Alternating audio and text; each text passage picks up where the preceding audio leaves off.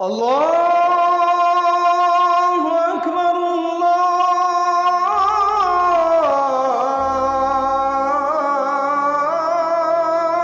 আকবার। আল্লাহ তাআলা বলছেন, অতঃপর প্রত্যেককেই আমি তাদের পাপের কারণে পাকড়াও করেছি। ফামিনহুম মান আরসালনা আলাইহি হাসিবা, অতঃপর কাউকে কাউকে তাদের জুলুমের কারণে আসমান থেকে ঝড়ো হাওয়া পাঠিয়ে তাদেরকে আমি ধ্বংস করে দিয়েছি।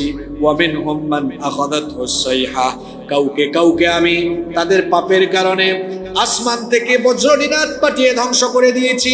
ওয়া মিনহুম মান খাসাফনা বিহিল আরদ, কাউকে কাউকে তাদের জুলুমের কারণে জমিন উল্টায়া মাটির তলায় ধসায়া দিয়েছি। ওয়া মিনহুম মান আগরাকনা, আবার কাউকে কাউকে তাদের পাপের কারণে ডুবিয়ে মেরেছে, যেমন ফেরাউন আর তার দলবলকে লোহিত সাগরে ডুবিয়ে যিনি ধ্বংস করে দিয়েছেন তিনি কে?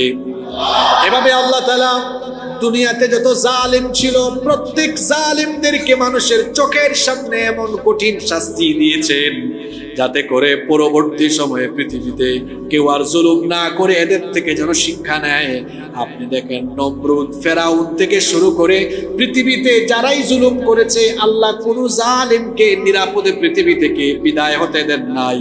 প্রত্যেককে আল্লাহ তাআলা শাস্তি দিয়েছেন, বেইজ্জত করেছেন, চূড়ান্ত পতন দিয়েছেন। আপনারা দেখেছেন বাংলাদেশে আমরা বছরের পর বছর মসজিদের মিম্বর থেকে যেখানে সুযোগ পেয়েছি সেখানে আমরা কোরআন হাদিস থেকে কথা বলেছি, খবরদার কখনো কারো উপরে কোনোভাবে জুলুম করবেন না। জুলুম করলে জুলুমের শাস্তি পেতেই হবে। আপনারা এই কথাগুলো শুনতেন আর মনে মনে বলতেন, হুজুর আপনারা তো কোরআন দিয়ে হাদিস দিয়ে বলেন জালিমকে আল্লাহ শাস্তি দেন, কিন্তু দেশে এত জুলুম হয় রাষ্ট্রীয়ভাবে, এই জুলুমের পতন কবে হবে, কবে হবে, কবে হবে? এখন বলতে বলতে আপনারা পাগল পারা হয়ে গিয়েছেন, হতাশ হয়ে গিয়েছিলেন। অবশেষে আল্লাহ তাআলা আপনাদের চোখের সামনে সেই ঘটনা ঘটায়া দেখাইয়া দিয়েছেন। ক্ষমতার পাওয়ারে থেকে জুলুম করতে করতে কেউ যখন সীমা ছাড়িয়ে যায়, তখন আল্লাহ চাইলে এমন পরিস্থিতি করতে পারেন যে বিরাট ক্ষমতা ছেড়ে চোরের মতো দেশ ছেড়ে পালিয়ে যেতেও আল্লাহ চাইলে বাধ্য করতে পারে। এটা আশুরার শিক্ষা। ক্ষমতা চিরস্থায়ী, জালিমের জুলুম চিরস্থায়ী হয়। আমি আজকে আশুরা থেকে 3টা শিক্ষা বললাম। 1 নাম্বার বলেছি বিজয়ের ক্রেডিট দিতে হয় কাকে? 2 নাম্বার বলেছি বিজয় পাওয়ার পর শুকরিয়া করতে হয় কার? 3 নাম্বার বলেছি জালিমের জুলুম কোনোদিনও কি হয় না, চিরস্থায়ী হয় না। এবার আমাদের এই প্রাণপ্রিয় মাতৃভূমি সোনার বাংলাদেশে পুনরায় কেউ যদি যে কোনো কায়দায় জুলুম আরম্ভ করতে চান, আমরা সবাইকে সতর্ক করে দেই, ভাই আগের সকল ঘটনা থেকে শিক্ষা নেন। জুলুমের পরিণতি কি হয় তা নিজের চোখে দেখেছেন। এটা দেখার পরেও যদি শিক্ষা না নেন, এই পথে যেই হাঁটবে তার পরিণতি হয় এর মতো, নইলে তার চেয়ে আরো কঠিন পরিণতি হতে। কারণ আল্লাহ তাআলা জালিমকে ছাড় দেন না, আর জুলুমকে আল্লাহ পছন্দ করেন না। আল্লাহ জুলুমকে পছন্দ করেন না। আল্লাহ বলেছেন, ইন্নী হারামতু যুলমা আলা নাফসি, নিশ্চয়ই আমি জুলুমকে আমার নিজের উপরে হারাম করেছি, এজন্য আমি তোমাদের উপরও হারাম করে দিলাম। খবরদার কারো উপরে জুলুম করো। খুব ভয়াবহ একটা হাদিস, খেয়াল করে শোনেন। মজলুম আর আল্লাহর মাঝখানে কোনো পর্দা থাকে না। যখন কোনো মজলুম আল্লাহর দরবারে ফরিয়াদ করে, মজলুমের দোয়াকে যিনি কবুল করেন তিনি কে? আল্লাহর নবী বলেছেন, ইত্তাকু দাওয়াতাল মাজলুম, মজলুমের বদদুয়া থেকে নিজেকে বাঁচাও। ওয়া ইন কানা কাফিরান, মজলুম যদি কাফির হয়, ফা ইন্নাহু লাইসা দুনাহা হিজাব, মজলুম যদি কাফের হয়, শুনে রাখো ওই কাফির মজলুম আর আল্লাহর মাঝখানে কোনো পর্দা থাকে না। কথাটা খেয়াল করে শোনেন। কোনো মজলুম যদি কাফির হয় আর জালিম যদি মুসলমান হয়, খেয়াল করে শোনেন, মজলুম যদি কাফির হয় আর জালিম যদি মুসলমান হয়, মনে রাখবেন জালিম যদি মুসলমান হয় আর কাফির যদি মজলুম হয় তখন আল্লাহ তাআলা ওই জালিম মুসলমানের পক্ষে থাকবেন না, আল্লাহ তাআলা মজলুম কাফেরের পক্ষে চলে যাবেন। তার কারণ হলো বিষয়টা মুসলিম আর অমুসলিমের নয়, বিষয়টা হলো জালিম আর মজলুমের। যেই দিকেই মজলুম থাকবে মজলুমের উপরে আল্লাহর সাহায্য আসবে। এটা আল্লাহর সুন্নাত, এটা আল্লাহর সুন্নাত। এজন্য কোনো মুসলমানও যদি জালিম হয় আর কোনো কাফের যদি মজলুম হয়, আল্লাহ কার পক্ষে? কার পক্ষে? কাফির মজলুমের। তো এখানে আরেকটা দৃষ্টিভঙ্গি বলি, এই যে কিছুদিন আগে ইরান ইসরায়েল যুদ্ধ হলো, আমি তো তখন দেশের বাইরে ছিলাম, বাংলাদেশে তখন অনেক আলোচনা হয়েছে যে আমরা ইরানের পক্ষে যাব কিনা, কারণ এরা তো শিয়া, আমাদের সাথে তাদের আকীদার কি আছে? পার্থক্য আছে, আকীদার অমিল আছে, পার্থক্য আছে। আসলে ইরান আর ইসরায়েলের বিষয় যখন আসে তখন আমরা আকীদা দেখি না, তখন আমরা দেখি জালিমকে আর মজলুমকে। আচ্ছা আপনারা বলেন তো, এই দুই দলের মধ্যে, দুই দেশের মধ্যে, ইরান আর ইসরায়েলের মধ্যে আপনার বিবেক কি বলে? জালিমকে? জোরে বলেন, জালিমকে? জালিমকে? ব্যাপারটা এখানে আকীদার না জুলুমের? ব্যাপারটা এখানে কিসে? যারাই জুলুম করবে সে মুসলমান হলেও আমি তার বিরুদ্ধে। আল্লাহ নবী বলেছেন উনসুর আখাকা যালিমান আও মাজলুমা। খেয়াল করে হাদিসটা শুনেন, তুমি তোমার ভাইকে সাহায্য করো, জালিম হলেও সাহায্য করো, মজলুম হলেও। আল্লাহ রসুলের সাহাবীরা তো অবাক। সাহাবীরা বললেন, হে আল্লাহ রসুল, আমরা মজলুমকে সাহায্য করবো এটা তো ঠিক আছে, কিন্তু জালিমকে আবার সাহায্য করবো কেন? সে তো জালিম। আল্লাহ নবী তখন বললেন, জালিমের জুলুমের হাতকে ভেঙে দাও, সে যেন জুলুম করতে না পারে। জালিমের জুলুমের হাতটাকে ভেঙে চুরে টুকরা টুকরা করে দাও, এটাই হচ্ছে জালিমকে সাহায্য। আল্লাহু আকবার। তার মানে মুসলমান কখনো জুলুমের পক্ষে থাকতে পারে আর জালিমের ক্ষমতা চিরস্থায়ী হয়। এটা কিসের শিক্ষা? জোরে বলেন, কিসের শিক্ষা?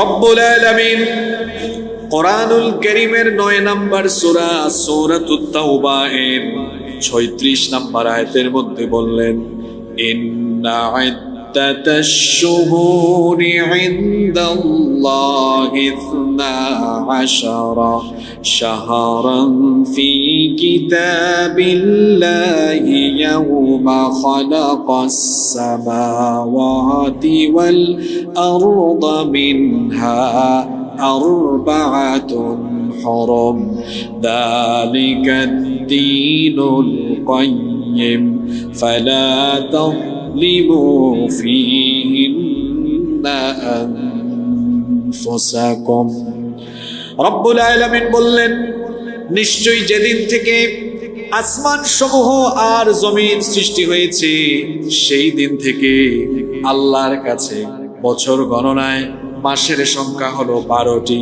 মিনহা আরবাআতুন হুরুম, তার মধ্যে 4টি মাস হলো বিশেষভাবে সম্মানিত। যালিকাদ দীনুল কাইয়্যিম, এটাই হচ্ছে সুপ্রতিষ্ঠিত দিন।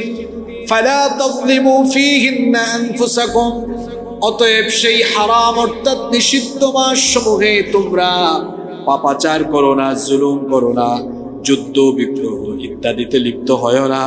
কারণ এই মাসগুলোকে বিশেষভাবে যিনি সম্মানিত করেছেন তিনি কে? এখন প্রশ্ন হতে পারে, এই আয়াতে মিনহা আরবাআতুন হুরুম, যে 4টি মাসের কথা বিশেষভাবে বলা হলো, যে 4টি মাসকে বিশেষভাবে সম্মান দেওয়া হয়েছে, সেই 4 মাস কোন 4টি মাস? কোরআনের ব্যাখ্যা আপনি হাদিসে পেয়ে যাবেন। বুখারী এবং মুসলিম শরীফের বর্ণনায় হাদিস বর্ণিত হয়েছে, আল্লাহ নবী এই 4টা মাসের কথা বলে দিয়েছেন। নবীজি বলেছেন, সালাসুম মুতাওয়ালিয়াত, এই 4টি মাসের মধ্যে 3টি মাস ধারাবাহিকভাবে আসে, একটার পর আরেকটা আসে। যুলকাদা, যুলহিজ্জা, মুহররম, এই 3টা মাস ধারাবাহিক। ওয়া রজব মুদার আল্লাযী বাইনা জুমাদা ওয়া শাবান, আর আরেকটা মাস হলো রজব, যেটা হলো জুমাদা এবং শাবান, এই 2টা মাসের মাঝখানে অবস্থিত। 4টা মাস আমরা পেলাম। যুলকাদ, যুলহজ, মুহররম এবং রজব, এই 4টি মাস হলো হারাম অর্থাৎ সম্মানিত মাস।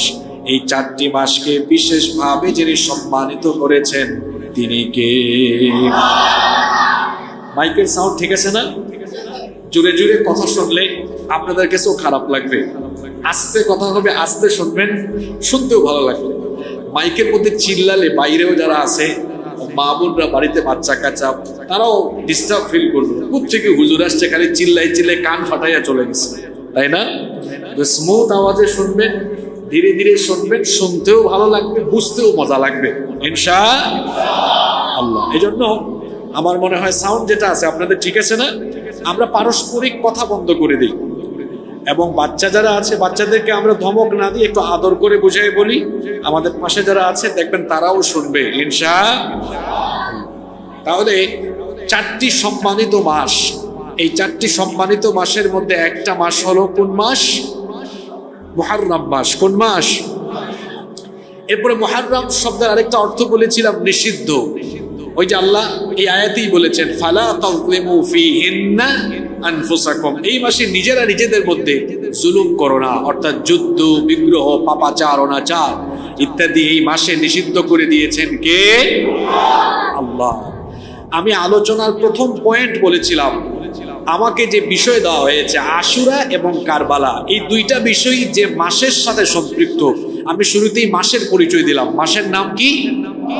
জোরে বলেন, মাসের নাম কি? মুহররম।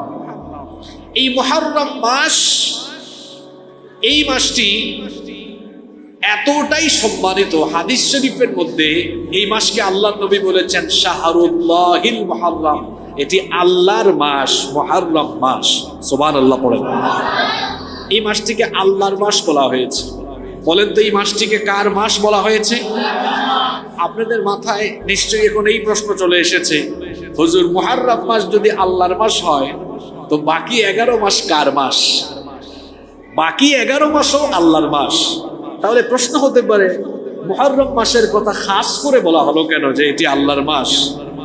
অর্থাৎ এর মাধ্যমে আল্লাহ তাআলা মুহররম মাসের আলাদা একটা হুরমত বাড়িয়ে দিয়েছেন। এখন আপনারা বলবেন তাহলে মুহররম মাস কি রমজান মাস থেকেও শ্রেষ্ঠ?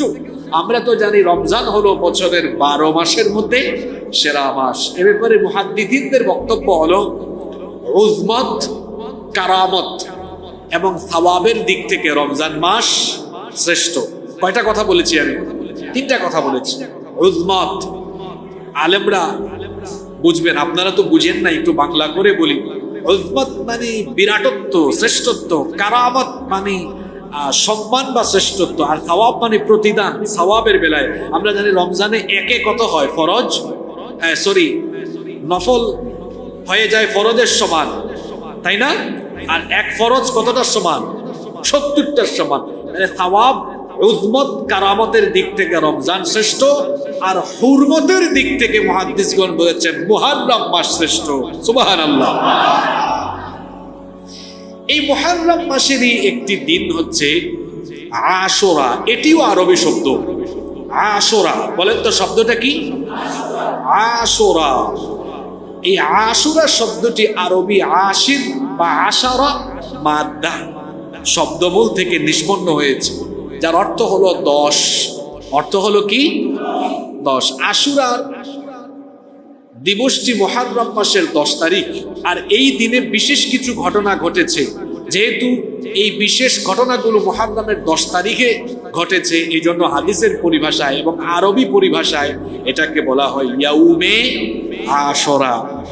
আপনারা খেয়াল করে শোনেন, আমাদের দেশে মুহররম মাস আসলেই দেখবেন ইলেকট্রনিক্স মিডিয়া, প্রিন্ট মিডিয়া আর যারা রাজনীতি করে তারা এই যে বার্তা দেয়, বার্তা, এবং বার্তার মধ্যে তারা প্রথমেই উল্লেখ করে মুহররম মাস, এটা চলে এসেছে কারবালার মাস।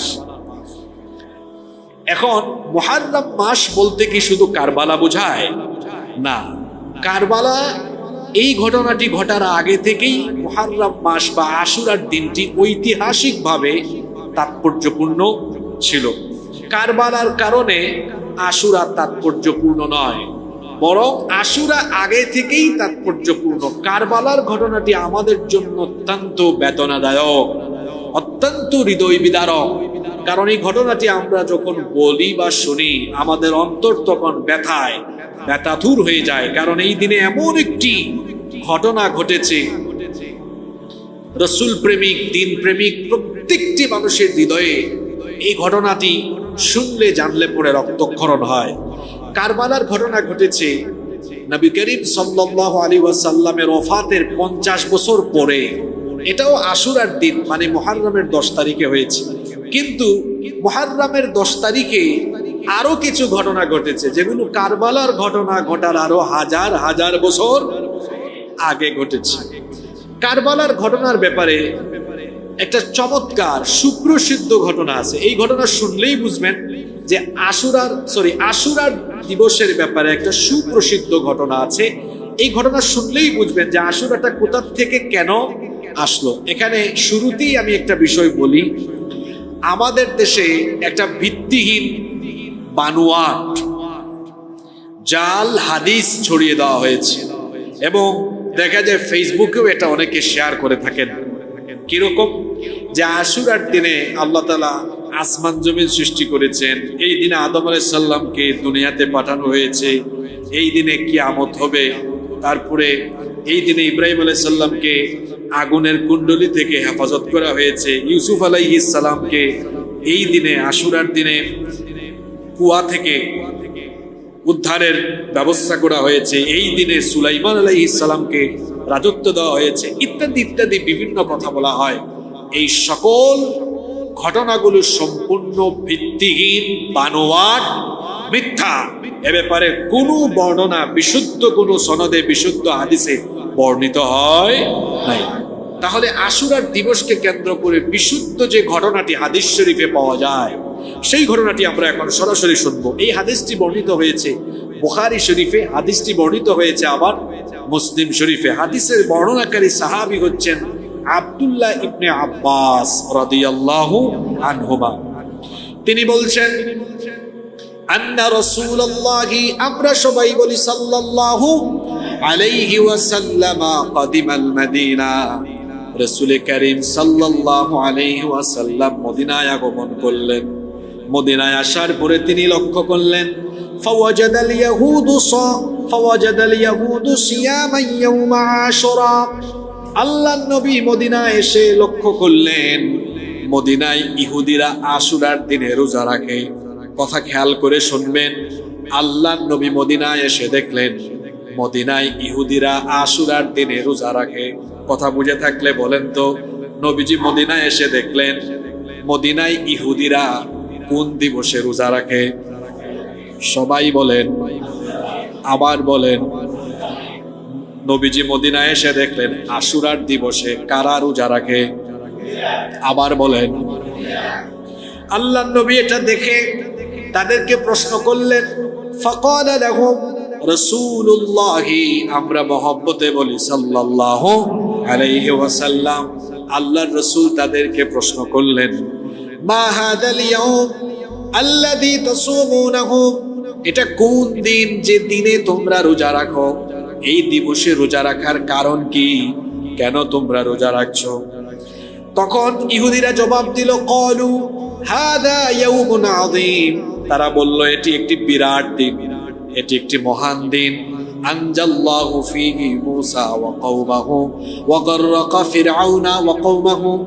ইহুদিরা বলল আজকের এই দিবস, আশুরার এই দিন হলো একটি বিরাট দিন, কারণ এই দিনে আল্লাহ তাআলা মূসা আলাইহিস সালাম এবং তার উম্মত বনি ইসরাইলকে স্বৈরাচারী জালেম ফেরাউনের হাত থেকে নাজাত দিয়েছেন, মুক্তি দিয়েছেন। এবং এই একই দিনে আল্লাহ তাআলা স্বৈরাচারী জালিম ফেরাউনের পতন ঘটিয়ে তার এবং তার সেনাবাহিনীকে লোহিত সাগরে ডুবিয়ে যিনি ধ্বংস করে দিয়েছেন তিনি কে?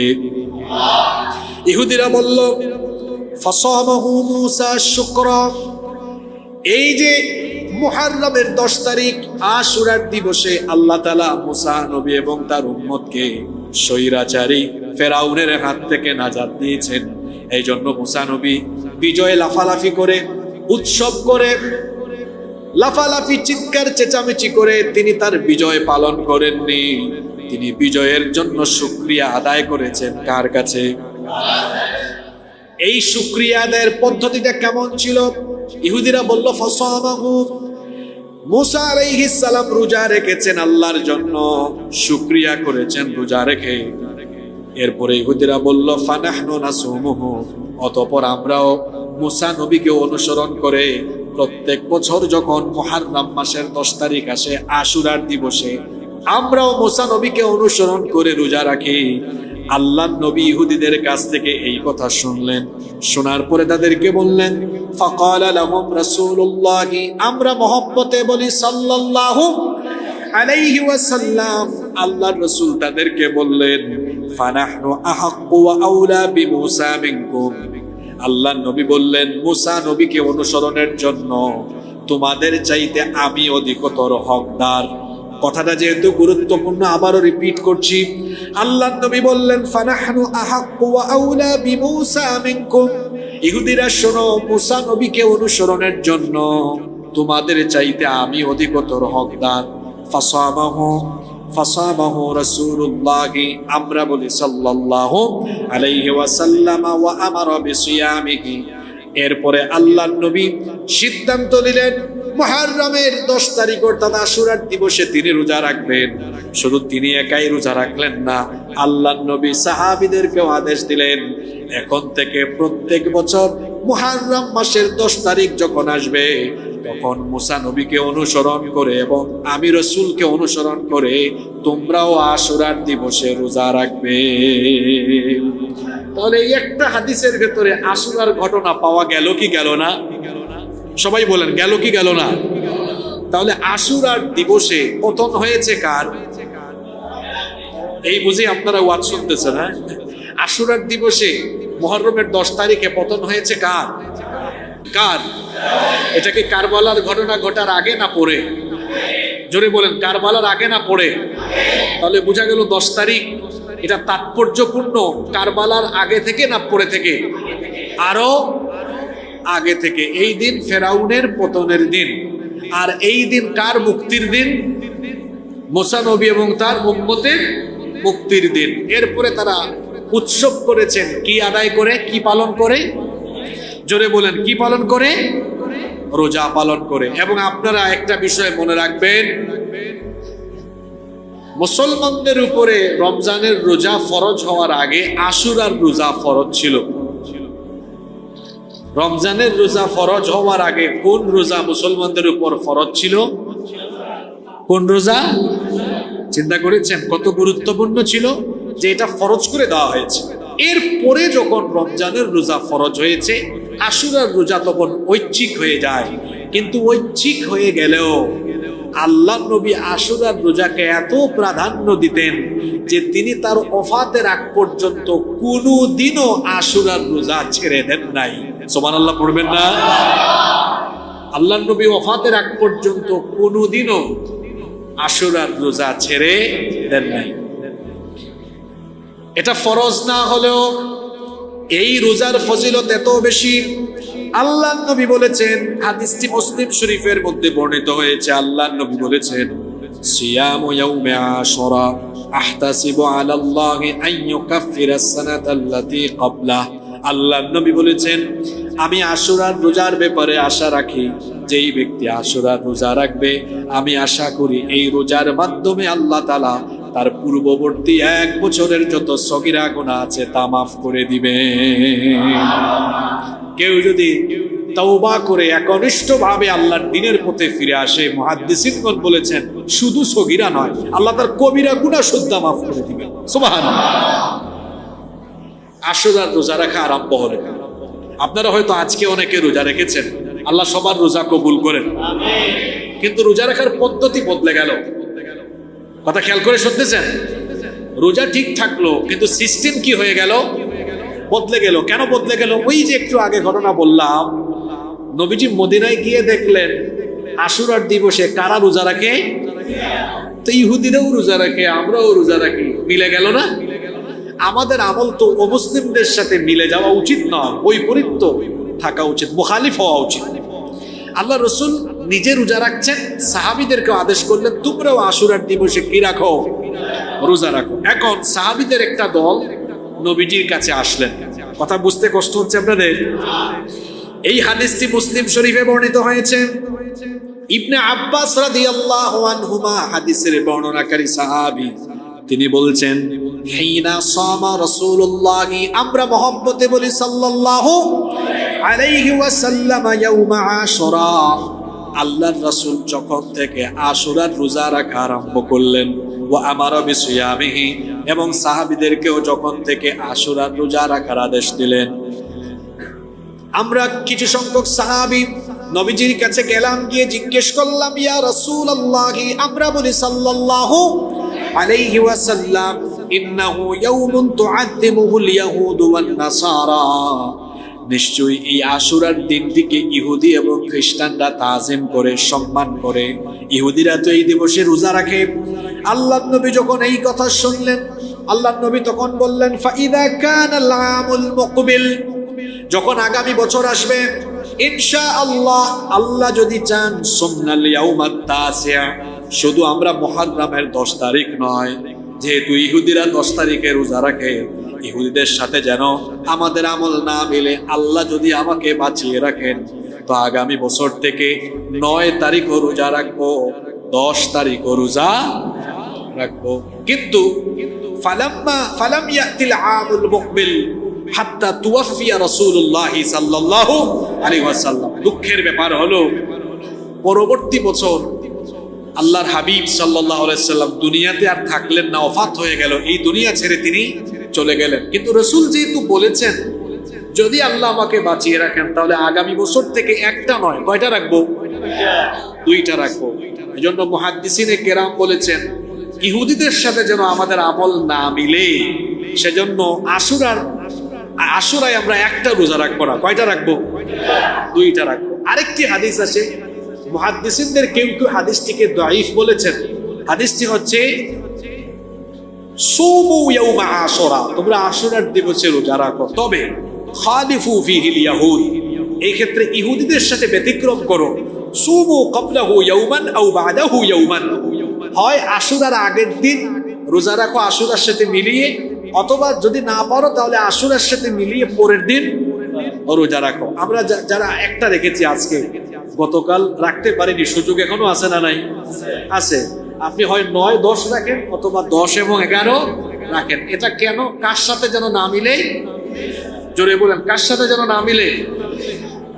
আমাকে তো আজকে বিষয় দেওয়া হয়েছে যে হুজুর আপনি আশুরা আর কারবালা নিয়ে আলোচনা করবেন, ফাঁকে ফাঁকে শিক্ষা বলবেন। এখান থেকে একটা শিক্ষা বলি, দেখেন আমাদের ইবাদতগুলোর ক্ষেত্র, মানে মুসলমানরা কত আত্মসম্মানী জাতি, আমাদের ইবাদত পর্যন্ত কারোর সাথে মিলে গেলে আমরা সেখানে পরিবর্তন, সেখানে আমাদেরকে আল্লাহ এবং রাসূল পরিবর্তন দিয়ে দিয়েছে। তাহলে বোঝা গেল যে কোনো ক্ষেত্রে অমুসলিমদেরকে বিধর্মীদেরকে আমরা অনুসরণ করব। উঠা বসায় চলাফেরায় সম্পর্ক থাকতে পারে, তাদের সাথে উঠা বসা চলাফেরা থাকতে পারে, কিন্তু তার কোনো বিষয়কে আমি অনুসরণ করব। কিন্তু আজকে দুঃখের ব্যাপার হলো আজকে আমাদের ইয়াং জেনারেশন, আজকে আমাদের মুসলমান সমাজের অনেক তরুণ তরুণী, যুবক যুবতী বিধর্মীদের অনেক কালচার, অনেক সংস্কৃতির অনুসরণ করে তারা তাদের জীবনে তাদের কালচারকে প্রতিনিয়ত প্র্যাকটিস করছে। এরকম আছে না নাই? আল্লাহর নবী বলেছেন খবরদার, মান তাশাব্বাহা বিকাউমিন ফাহুয়া মিনহুম, যে কারো অনুসরণ করবে সে তাদের অন্তর্ভুক্ত হবে। আর আপনি যার অনুসরণ করবেন আপনার হাসরও তার সাথে হবে। আপনি বলবেন কিভাবে আমরা অনুসরণ করছি? আচ্ছা বলেন তো, এই যে 1 জানুয়ারির আগে যে 31st নাইট খ্রিস্টীয় সন উদযাপন করা, এটা কি মুসলমানদের কালচার? জোরে বলেন। 1 বৈশাখ উদযাপন করা, এগুলো কি মুসলমানদের কালচার? হ্যাঁ। তারপরে হিন্দুদের যখন দুর্গাপূজা, সেটা তাদের ধর্মীয় উৎসব, তারা পালন করবে, সরকার নিরাপত্তা দিবে, আমাদের কোনো আপত্তি নাই। কিন্তু আপনি গিয়ে তাদের উৎসব পালন করে তাদেরকে অনুসরণ করেন, এটা কি মুসলমানের কালচার বা মুসলমানের স্বভাব হতে পারে? সম্মানিত উপস্থিতি, আসুন এই সিদ্ধান্ত নেই, বিধর্মীদের কোনো কালচার আমরা গ্রহণ করব না। তো বলি, কিন্তু পোশাকে আশাকে সব জায়গায় তো আমরা তাদের কালচারকে আজকে অনুসরণ করে বসেছি। আমার আপনার আদর্শ হবেন মুহাম্মাদুর রাসূলুল্লাহ সাল্লাল্লাহু আলাইহি ওয়াসাল্লাম। কিন্তু যুবক ছেলেদের মাথার দিকে তাকান, তার মাথায় কিন্তু নবীজির আদর্শ নাই, তার মাথায় এখন মেসির আদর্শ, নেইমারের আদর্শ।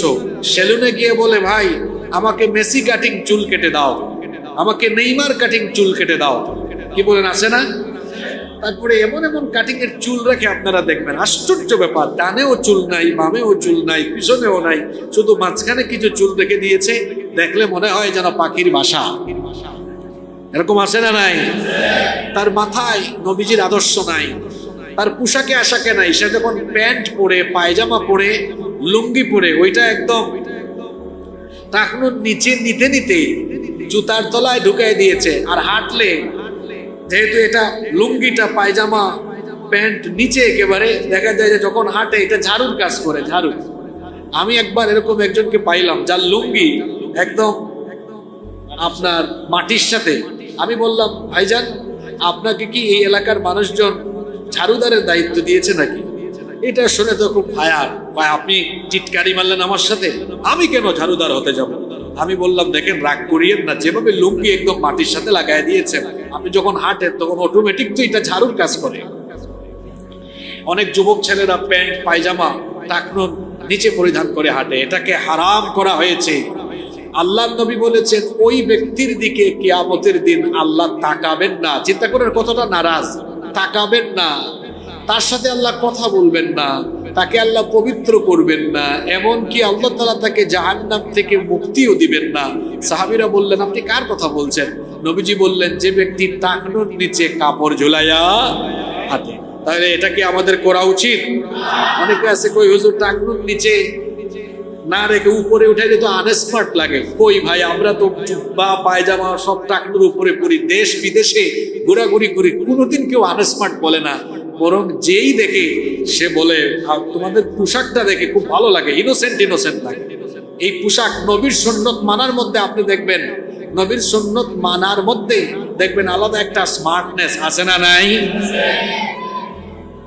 পোশাকে আশাকে নাই, চেহারা সুরতে নাই, সব জায়গায় বিধর্মীদের অনুসরণ। খবরদার, বিধর্মীদের অনুসরণ না ইবাদতে, না আমাদের আদতে, অভ্যাসে, না আমাদের মুআমালাতে, মুআশারাতে, কোথাও বিধর্মীদেরকে অনুসরণ করা যাবে। সম্মানিত মুসল্লিয়ানি কেরাম, সম্মানিত উপস্থিতি, তাহলে আমরা জানলাম যে এই আশুরার দিবসে একটা ঘটনা আমরা এই হাদিস থেকে জানলাম। এই দিন মুসা নবীর বিজয়ের দিন। আর কার পতনের দিন? সবাই বলেন, কার পতনের দিন? আরেকটি ঘটনা আছে, ইমাম আহমদ বিন হাম্বল রাহিমাহুল্লাহ তার মুসনাদের ভেতরে এনেছেন। সেখানে তিনি বলেছেন যে নূহ আলাইহিস সালামের সময়ে যে একটি মহাপ্লাবন বা একটি প্রলয়ঙ্কারী বন্যা হয়েছিল, তারপরে নূহ আলাইহিস সালামের নৌকা যেদিন জুদি পাহাড়ে গিয়ে আটকে ছিল, ঠেকেছিল, ওই দিনটাও ছিল মুহররমের আশুরার দিন। এই দুইটা ঘটনা ছাড়া আর যত ঘটনা আমাদের সমাজে বলা হয়, এগুলোর কোনো ভিত্তি নাই, এগুলো সম্পূর্ণ বানোয়াট, মিথ্যা কাহিনী, এর সাথে কোরআন বা হাদিসের কোনো সম্পর্ক নাই। তাহলে এই দুইটা ঘটনাকে কেন্দ্র করে আমরা জানলাম যে মুহররমের 10 তারিখ আশুরার এই দিবসে আল্লাহ মুসা নবীকে বিজয় দিয়েছেন। কাকে বিজয় দিয়েছেন? আর ফেরাউনের এই দিনে কি হয়েছে? পতন হয়েছে। আসেন আমরা কারবালার ঘটনা নিয়ে আলোচনার আগে আশুরার তাৎপর্য জানলাম, এবার কিছু শিক্ষা জানি, এরপরে আমরা কারবালা সম্পর্কে আলোচনা করবো ইনশাআল্লাহ। আশুরার ঘটনা থেকে আমাদের জন্য কি কি মেসেজ আছে, কি কি বার্তা আছে, কি কি শিক্ষা আছে? এক, খেয়াল করে শোনেন, আশুরার ঘটনা থেকে 1 নম্বর বার্তা হলো, যখন জালিমের বিরুদ্ধে বিজয় আসে, এই বিজয়ের সম্পূর্ণ ক্রেডিট একজনকে দিতে হয়। তিনি কে? সবাই বলেন, কে? এবার এমন এমন কিছু কথা বের হবে, দেখবেন আমাদের আশেপাশে মিলবে, তবে আপনি আবার জোর করে আপনার কাঁধের উপরে কথাগুলা জোর করে টেনে নিয়েন না। কারণ আমাদের দেশে দেখা যায় আলেম ওলামারা যখন কথা বলেন, তখন অনেক লোক আছে বাহির থেকে অনেক অনেক কথা বলে, যে হুজুর আসছিল কোরআন হাদিসের কথা বলতে, কিন্তু এই হুজুরগুলা কেমন জানি কোরআন হাদিসের ফাঁকে ফাঁকে রাজনীতির কথাবার্তা না বললে তাদের ভালো লাগে না। এরকম আছে না নাই? আসলে কুরআন হাদিসের কথা বলি, যদি আপনার রাজনীতির নামে অপরাজনীতির চরিত্রের সাথে আপনার মিলে, আপনার উচিত সংশোধিত হওয়া, কারণ কুরআনের সকল বিষয়ের ফয়সালা আছে না নাই? আশুরার 1 নম্বর শিক্ষার কথা বলছিলাম, বিজয়ের সম্পূর্ণ ক্রেডিট দিতে হয় এটা কাকে? জোরে বলেন কাকে? আশুরার দিনে মজলুমের বিজয় হয়েছে জালিমের উপরে। মজলুমের বিজয় হয়েছে কার উপরে? জালিমের উপরে। কত বছরের পর বছর নির্যাতন আপনারা জানেন। আপনারা জানেন ফেরাউনের কাহিনী। এই যে আমার সাথে বাচ্চারা আছে, এই বাচ্চাগুলো শুধু নয়, এমন অমানবিক ছিল ফেরাউন যে বনি ইসরাইলের নারীদের ঘরে যখন ছেলে সন্তান জন্ম নিত, জন্মের সাথে সাথে জবাই করে ফেলত। এইরকম জালিম ছিল ফেরাউন। যুগের পর যুগ নির্যাতন চালিয়েছে, নিপীড়ন চালিয়েছে। মুসা নবী এবং তার দুর্বল উম্মত, তাদের এত শারীরিক শক্তি ছিল না, অস্ত্র শস্ত্র, জনবল, অর্থবল, সৈন্যবল ছিল না যে ফেরাউনের বাহিনীকে মোকাবেলা করার কোনো শক্তি সামর্থ্য তাদের ছিল না। কিন্তু আল্লাহ যাদের সাথে থাকেন তাদের শক্তি কম থাকে না বেশি থাকে? জোরে বলেন, কম থাকে না বেশি থাকে? আল্লাহ কি জালেমের সাথে না মজলুমের সাথে? জোরে বলেন, আল্লাহ জালিমের সাথে না মজলুমের সাথে? তা আল্লাহ যখন মজলুমের সাথে থাকবেন, মজলুম দুর্বল হলেও আল্লাহ যখন মজলুমের সাথে থাকেন, তখন মজলুমের শক্তি বেড়ে যায় না কমে যায়? যখন এই মজলুমরা যুগের পর যুগ নিপীড়িত হওয়ার পরে তারা যখন আল্লাহর সাহায্যে জালিমের উপর বিজয়ী হলেন, তখন তারা বিজয় লাভের পরে বলেন নাই যে আমাদের মধ্যে অমুক অমুক এইরকম যুদ্ধ করেছে, অমুক অমুক এই কৌশলটা খাটিয়েছে, অমুক অমুক ওই জায়গায় এরকম আন্দোলন করেছে বলেই কিন্তু আমরা ফেরাউনকে মোকাবেলা করতে পেরেছি। এরকম কথা বলেছেন? কথা বলেন না কেন? বলেছেন? আমার দেশ থেকেও তো এক ফেরাউন বছরখানেক আগে বিদায় নিয়েছে, ঠিক আছে না?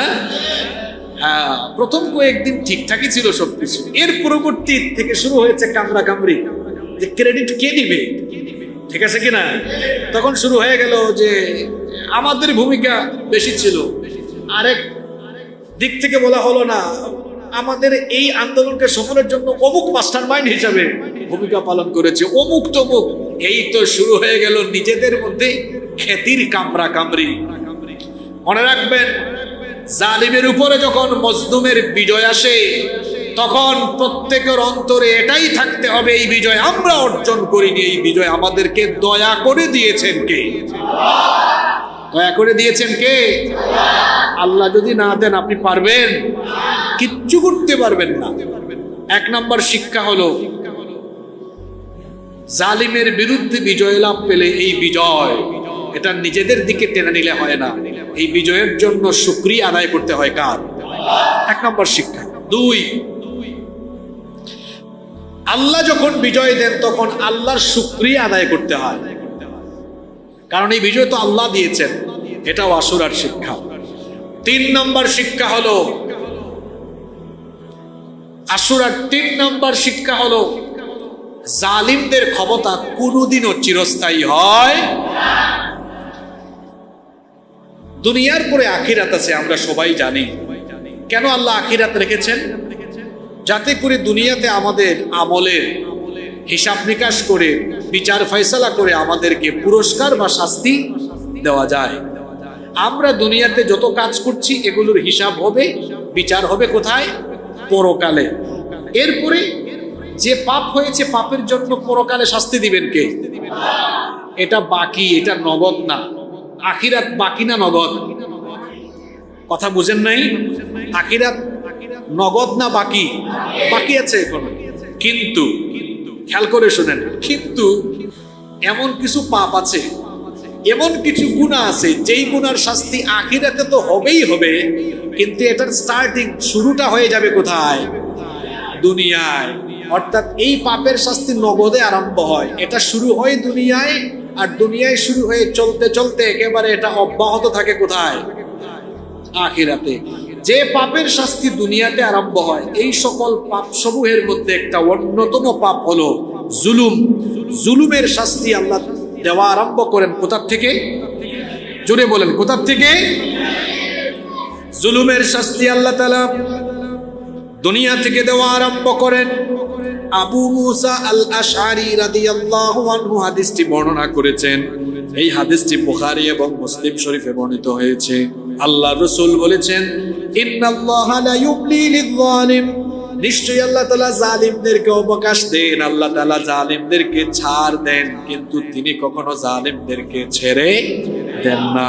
আল্লাহর নবী বলেছেন, ফাইদা আখাযাহু লাম ইউফলিতহু, আল্লাহ জালিমদেরকে ছাড় দেন, আল্লাহ তাদেরকে ধরেন না, কিন্তু যখন আল্লাহ তাদেরকে ধরেন লাম ইউফলিতহু, তখন আর তাদেরকে ছাড়েন না। এরপরে আল্লাহর নবী আল্লাহর কোরআনের এই আয়াতটা তেলাওয়াত করলেন, وكذلك أخذ ربك إذ أخذ القرى وهي ظالمة إن أخذه أليم شديد।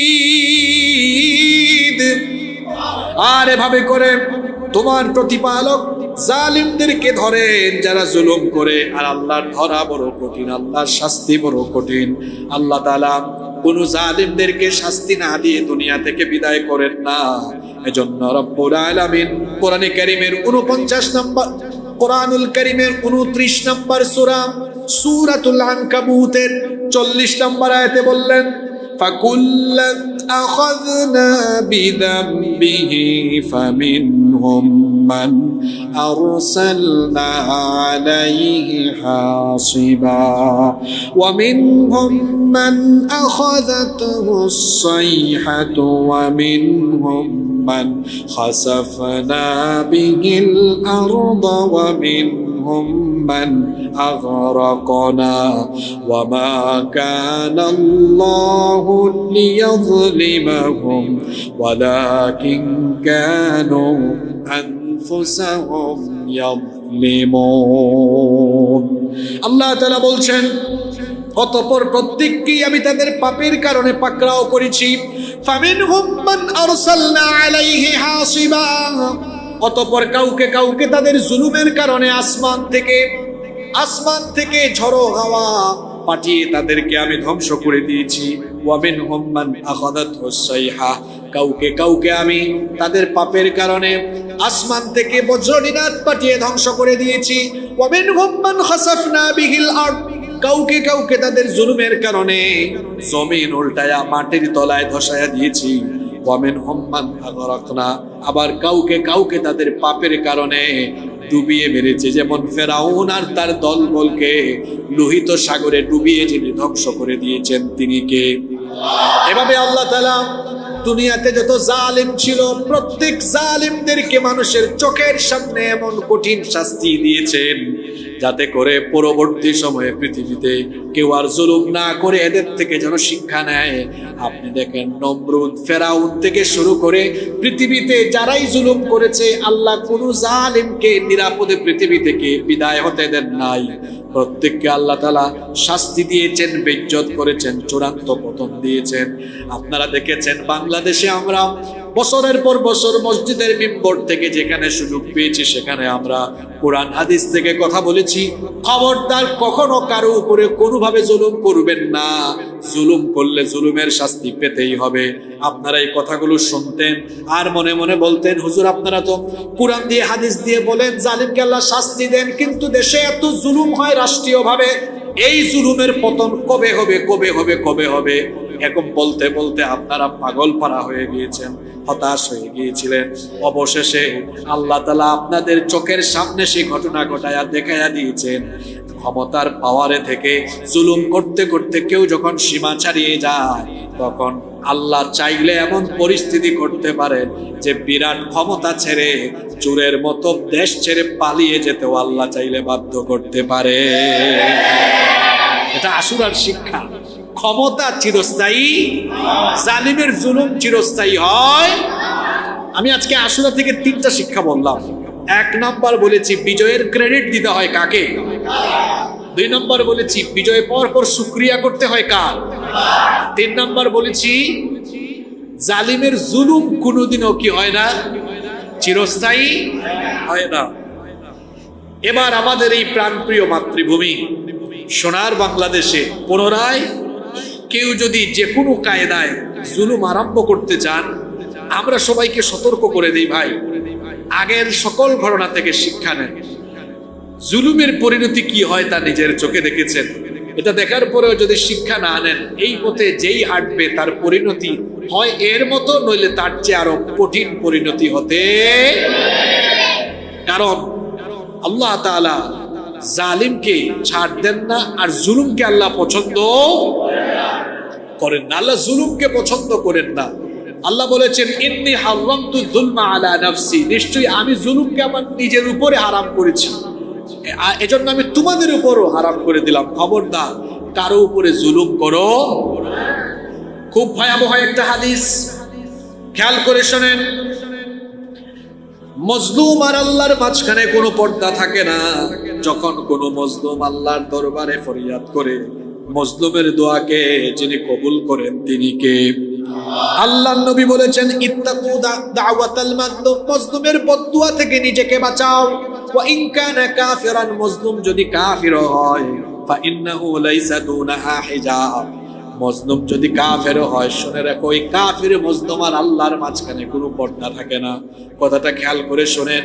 কোনো মজলুম যদি কাফির হয় আর জালিম যদি মুসলমান হয়, খেয়াল করে শোনেন, মজলুম যদি কাফির হয় আর জালিম যদি মুসলমান হয়, মনে রাখবেন, জালিম যদি মুসলমান হয় আর কাফির যদি মজলুম হয়, তখন আল্লাহ তাআলা ওই জালিম মুসলমানের পক্ষে থাকবেন না, আল্লাহ তাআলা মজলুম কাফেরের পক্ষে চলে যাবেন। তার কারণ হলো বিষয়টা মুসলিম আর অমুসলিমের নয়, বিষয়টা হলো জালিম আর মজলুমের। যেই দিকেই মজলুম থাকবে, মজলুমের উপরে আল্লাহর সাহায্য আসবে। এটা আল্লাহর সুন্নাহ, এটা আল্লাহর সুন্নাহ। এজন্য কোনো মুসলমানও যদি জালিম হয় আর কোনো কাফের যদি মজলুম হয়, আল্লাহ কার পক্ষে? কার পক্ষে? কাফির মজলুমের। তো এখানে আরেকটা দৃষ্টিভঙ্গি বলি। এই যে কিছুদিন আগে ইরান ইসরায়েল যুদ্ধ হলো, আমি তখন দেশের বাইরে ছিলাম, বাংলাদেশে তখন অনেক আলোচনা হয়েছে যে আমরা ইরানের পক্ষে যাব কিনা, কারণ এরা তো শিয়া, আমাদের সাথে তাদের আকীদার কি আছে? পার্থক্য আছে, আকীদার অমিল আছে, পার্থক্য আছে। আসলে ইরান আর ইসরায়েলের বিষয় যখন আসে, তখন আমরা আকীদা দেখি না, তখন আমরা দেখি জালিমকে আর মজলুমকে। আচ্ছা আপনারা বলেন তো, এই দুই দলের মধ্যে, দুই দেশের মধ্যে, ইরান আর ইসরায়েলের মধ্যে আপনার বিবেক কি বলে? জালিমকে? জোরে বলেন, জালিমকে? জালিমকে? ব্যাপারটা এখানে আকীদার না জুলুমের? ব্যাপারটা এখানে কিসে? যারাই জুলুম করবে সে মুসলমান হলেও আমি তার বিরুদ্ধে। আল্লাহ নবী বলেছেন, উনসুর আখাকা যালিমান আও মাজলুমা। খেয়াল করে হাদিসটা শুনেন। তুমি তোমার ভাইকে সাহায্য করো, জালিম হলেও সাহায্য করো, মজলুম হলেও। আল্লাহ রাসূলের সাহাবীরা তো অবাক। সাহাবীরা বললেন, হে আল্লাহ রাসূল, আমরা মজলুমকে সাহায্য করবো এটা তো ঠিক আছে, কিন্তু জালিমকে আবার সাহায্য করবো কেন? সে তো জালিম। আল্লাহ নবী তখন বললেন, জালিমের জুলুমের হাতকে ভেঙে দাও, সে যেন জুলুম করতে না পারে। জালিমের জুলুমের হাতটাকে ভেঙে চুরে টুকরা টুকরা করে দাও, এটাই হচ্ছে জালিমকে সাহায্য। আল্লাহু আকবার। তার মানে মুসলমান কখনো জুলুমের পক্ষে থাকতে পারে না, আর জালিমের ক্ষমতা চিরস্থায়ী হয়। এটা কিসের শিক্ষা? জোরে বলেন, কিসের শিক্ষা? তিনটা শিক্ষা বললাম।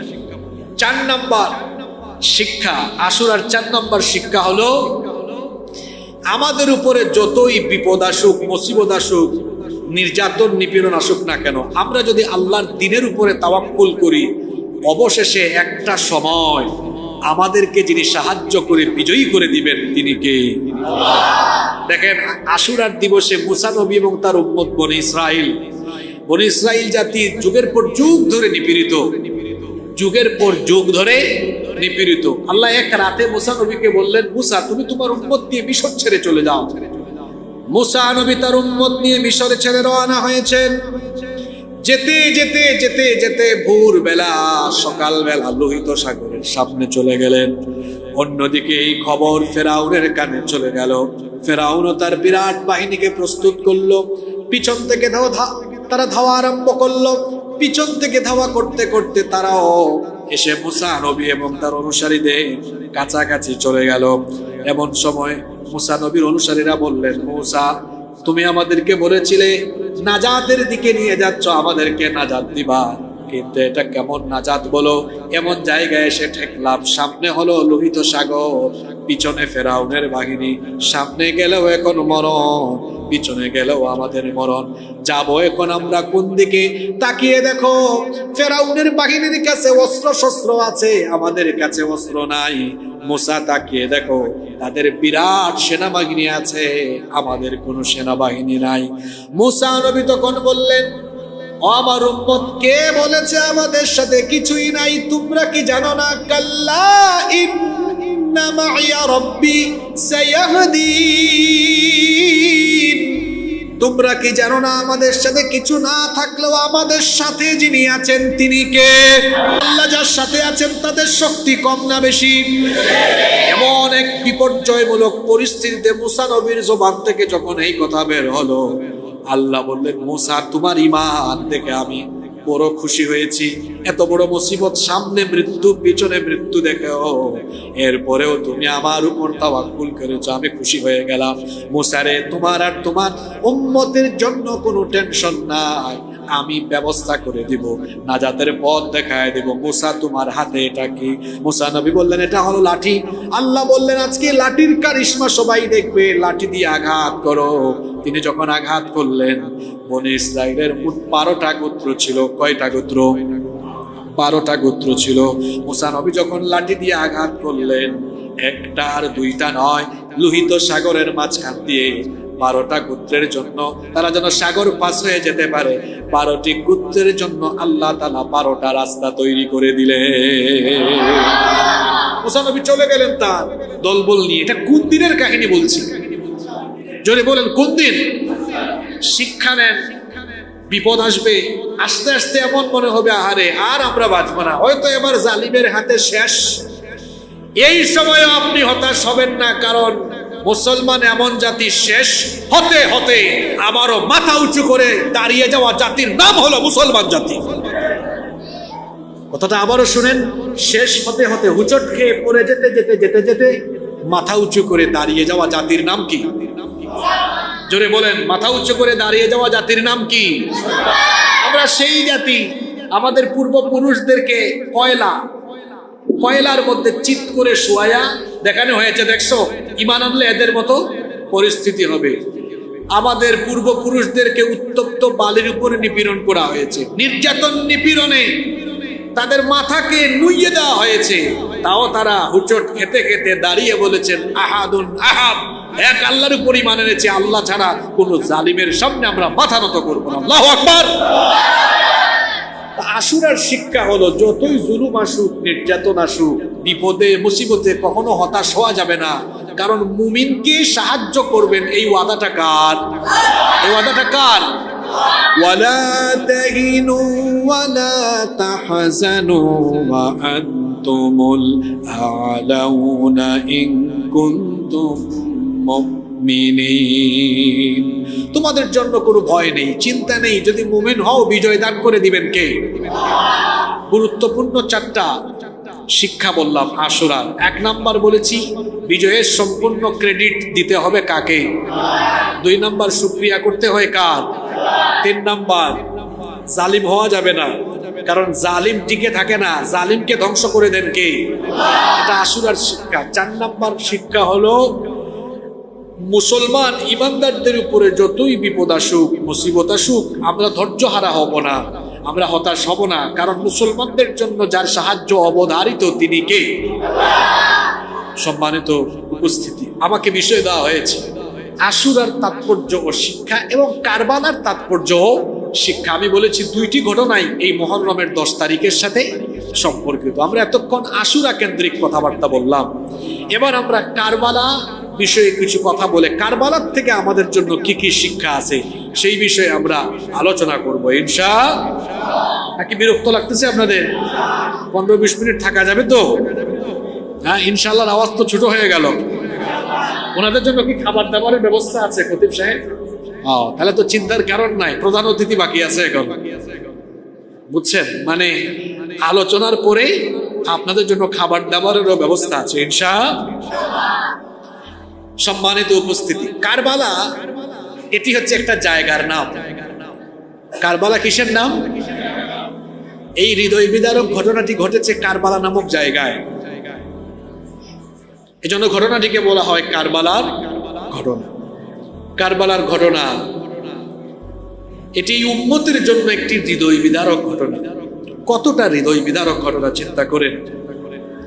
নবী করিম সাল্লাল্লাহু আলাইহি ওয়াসাল্লামের প্রিয়তম নাতি ইমাম হুসাইন রাদিয়াল্লাহু আনহুকে তার গোটা পরিবার সহ সপরিবারে ইরাকের এই কারবালা নামক জায়গায় এই উম্মতেরই কিছু মানুষ নির্মম এবং নিষ্ঠুর ভাবে শহীদ করে দিয়েছে। বিষয়টা চিন্তা করেন, কতটা বেদনা বিধু, কতটা হৃদয় বিদারক যে এই নবীর নাতিকে এই নবীর উম্মতের কিছু মানুষরা নিজের হাতে খুন করেছে। এর চাইতে কষ্টে, এর চাইতে বেদনা বিষয় আমাদের জন্য আর কি হতে পারে।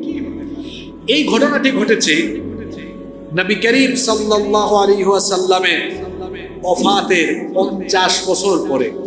কত বছর পরে? সবাই বলেন কত বছর পরে? ঘটনাটি ঘটেছে 61 হিজরির 10ই মুহররম। এটাও 10 তারিখ আশুরার দিবসেই ঘটেছে। এই ঘটনা নিয়ে আমরা আলোচনার আগে সংক্ষেপে এর প্রেক্ষাপটটা কিভাবে তৈরি হলো আমরা একটু সংক্ষেপে জানার চেষ্টা করব ইনশাআল্লাহ। এখন পৃথিবীর বিভিন্ন দেশে গণতন্ত্র চলে, আমাদের দেশেও ডেমোক্রেসি আছে, তাই না? গণতন্ত্র আছে। আল্লাহর হাবিব মুহাম্মদুর রাসূলুল্লাহ, আমরা বলি সাল্লাল্লাহু আলাইহি ওয়াসাল্লাম, তিনি যখন দুনিয়াতে আসেন তখন কিন্তু আরবে রাজতন্ত্রও ছিল না, গণতন্ত্রও ছিল না, কোনো রাষ্ট্র ব্যবস্থা ছিল না। রাষ্ট্র মানে কি? রাষ্ট্র মানে হলো একটা দেশের বিচার ব্যবস্থা, পরিচালন ব্যবস্থা একটা সরকারের হাতে থাকবে, তারা এই রাষ্ট্রকে পরিচালনা করবে। আল্লাহর রাসূল যখন দুনিয়াতে আসেন তখন আরবে এবং আরবের বাহিরে কোথাও রাষ্ট্র ব্যবস্থা ছিল না। গণতান্ত্রিক ব্যবস্থা এটা সর্বপ্রথম এসেছিল গ্রিকে, নবীজির দুনিয়াতে আগমনের কয়েকশো বছর আগে, কিন্তু এটা ওখানে আসার পরে ওখানে দাফন হয়ে গেছে। আল্লাহ রসুল যেই সময়ে দুনিয়াতে আসেন তখন আরবের মধ্যে কবিলাতান্ত্রিক শাসন ব্যবস্থা ছিল। কবিলা মানে গোত্রভিত্তিক শাসন ব্যবস্থা ছিল। রাষ্ট্র ব্যবস্থা সেখানে কোনো রাষ্ট্র ছিল না, ছোট ছোট বড় বড় গোত্র ছিল, যেমন ভুইয়া বংশ, মন্ডল বংশ, খান বংশ, চৌধুরী বংশ, মানে বিভিন্ন গোত্রের বিভিন্ন গোত্র, তারা তাদের গোত্রকে কি করত? শাসন করত। আর আরবের বাইরে কিছু জায়গায় রাষ্ট্র ব্যবস্থা ছিল, তবে সেটা ছিল রাজতান্ত্রিক, রাজতন্ত্র ছিল। যেমন সেটা ছিল রোমের কিছু এরিয়ায়, পারস্যের কিছু এরিয়ায়, সিরিয়ার কিছু এরিয়ায় এবং মিশরে। এই সকল জায়গায় রাষ্ট্রতান্ত্রিক রাজতান্ত্রিক রাষ্ট্র ব্যবস্থা প্রচলিত ছিল। তবে এখানে একটা বিষয় হলো, রাজতন্ত্র আর গোত্রতন্ত্রের একটা মিল তখন ছিল। মিলটা কি? গোত্রভিত্তিক শাসন ব্যবস্থার ভিত্তি ছিল রক্তের উপরে। রক্ত কিভাবে? যেমন মন্ডল বংশের গোত্রের নেতা হলেন উনি, তো উনি মারা গেলে অন্য কেউ এই গোত্রের নেতা হতে পারবে না, উনার রক্তের কেউ হবে, মানে উনার ছেলে হবে, উনার ভাই ভাতিজা হবে। তাহলে গোত্রভিত্তিক শাসন ব্যবস্থার ভিত্তি ছিল রক্ত। ভিত্তি ছিল কি? রক্ত, রক্তের মিল হতে হবে। আবার রাজতান্ত্রিক শাসন ব্যবস্থায়ও এই মিলটা পাওয়া যেত। রাজা মারা গেলে অন্য কেউ রাজা হতে পারবে না, রাজার রক্তের কেউ হবে, তার ছেলে হবে, তার ভাই ভাতিজা হবে। আশ্চর্য ব্যাপার হলো, জনগণের চোখে ধুলাবালু দিয়ে যারা গণতন্ত্র গণতন্ত্র বলে চিল্লায়, দেখবেন বেশিরভাগ দেশেও গণতন্ত্রের লেবাসধারীরা গণতন্ত্রের নামে পুত্রতন্ত্র আর পরিবারতন্ত্রের নামে বছরের পর বছর রাজনীতি করে যাচ্ছে। আপনি কি আবার আমার কথা আপনার গায়ের উপর টেনে নিছেন নাকি? আমি আমি তো কারো নাম বলিনি। কথাটাকে সত্য না মিথ্যা বলেন তো? সবাই ওই পরিবারের সবাইকে তেল মারে, নইলে নমিনেশন পাওয়া যাবে না। তো নামে গণতন্ত্র হলেও আসলে চলে কি না রাজতন্ত্র, না চলে কি?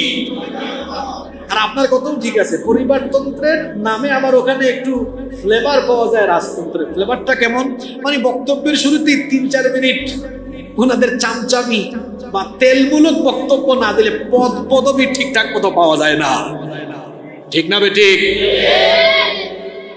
যুবক ভাইদেরকে বলবো, আমিও যেহেতু যুবক মানুষ, যুবকদেরকে বলি, ভাই এই যৌবনের কদর করেন। মোটর সাইকেল নিয়ে এলাকার পাতি নেতাদের সামনে পিছনে শুডাউন দিয়ে তার চামচামি করার জন্য আপনার যৌবন দেওয়া হয় নাই। কারো চামচা হয়ে যৌবনকাল কাটাবেন না। এই যৌবনকাল কাটাবেন জ্ঞান গবেষণায়। আর এই যৌবনকালের শক্তি সামর্থ্য কোন নেতার গুলামি করে আর মানব রচিত কোনো প্রতিষ্ঠা নয়, বরং আল্লাহর জমিনে আল্লাহর দ্বীন কায়েম প্রতিষ্ঠার আন্দোলনে এই যৌবনকালকে আমরা বিনিয়োগ করব। ঠিক না বলেন? ইনশাআল্লাহ। আমাদের দেশে যেইভাবে যুবকদের যৌবন নিয়ে রাজনীতির নামে অপরাজনীতি হয়, এটা পৃথিবীর কোনো দেশে আপনি দেখবেন না। পৃথিবীর উন্নত দেশগুলোতে রাজনীতি হলো ভদ্রলোকের কাজ।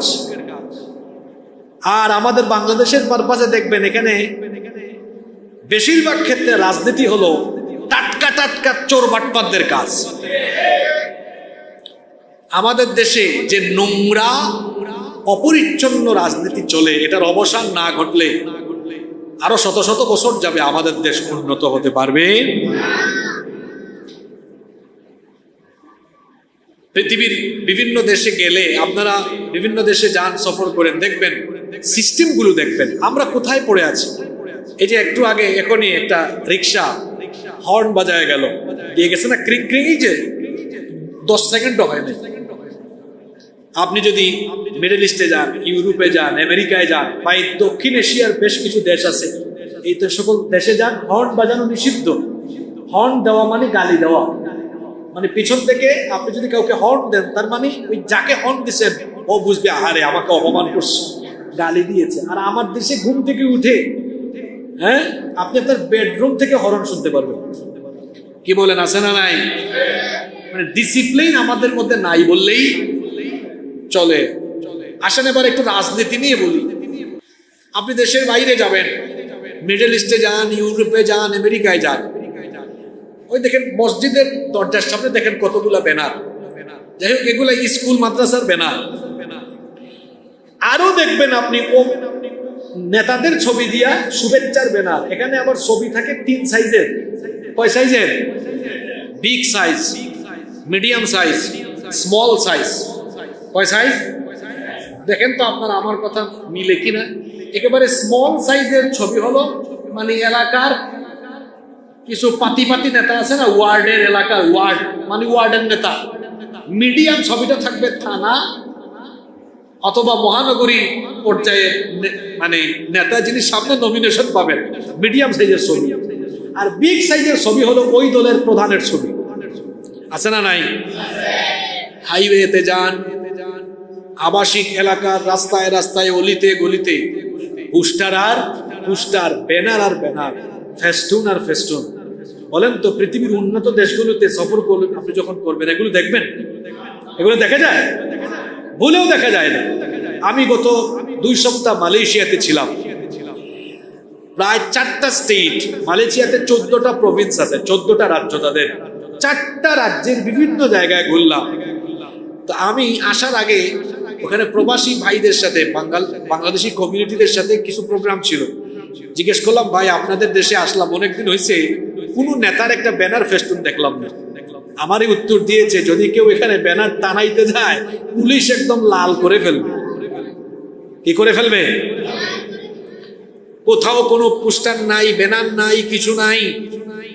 আমি তখন ভাবলাম, আমাদের দেশে যারা রাজনীতি করে রাষ্ট্র ক্ষমতায় যায়, এরাও তো মাঝে মাঝে বিদেশ সফরে যায় কি যায় না? কার টাকায় যায়? কার টাকায় যায়? জনগণের টাকায় যায়। যেতে পারে, ঠিক আছে, যাওয়ার পরে ভালো কোনো শিক্ষা তো নিয়ে আসে না। এই যে গেল, এগুলো নিজের চোখের সামনে দেখলো, এই শিক্ষাগুলো নিয়ে এসে আগে তো নিজের কর্মী, নিজের দলের যারা আছে এদেরকে ডিসিপ্লিন শেখাতে পারে। শোনো, আমার নামে কোনো ব্যানার ট্যানার দিও না, তোমরাও এগুলো করিও না, কারণ আমরা একটা পরিচ্ছন্ন দেশ বানাতে চাই। এজন্য আমি আফসোস করে বলি যে যারা নিজেদের এবং নিজেদের দলের নেতা কর্মীদেরকে পরিচ্ছন্নতা শেখাতে পারে না, এই সকল অপরিচ্ছন্ন নোংরা নেতা কর্মী আর এই সকল অপরিচ্ছন্ন রাজনীতিবিদদের রাজনীতি দিয়ে কখনো একটা পরিচ্ছন্ন দেশ নির্মাণ করা সম্ভব কোনোদিনও হবে না। কারণ দেশের বাইরে যারা শিক্ষা নিয়ে আসতে পারে। সম্মানিত উপস্থিতি, আমি বলছিলাম নবীজি যেই সময়ে পৃথিবীতে এসেছেন তখন আরবের মধ্যে ছিল গোত্রতান্ত্রিক শাসন ব্যবস্থা। কি তান্ত্রিক? গোত্রতান্ত্রিক। বিভিন্ন গোত্র ছিল, আর ওই গোত্রের এক একজন গোত্রের এক একজন লিডার থাকতো, নেতা থাকতো। সে যা বলতো তাই। এই উঠো, সবাই উঠছে। বসো, বসছে। পরে মারো, মারছে। থামো, থামছে। দখল করো, করছে। কেটে ফেলো, কেটে ফেলছে। মেরে ফেলো, মেরে ফেলেছে।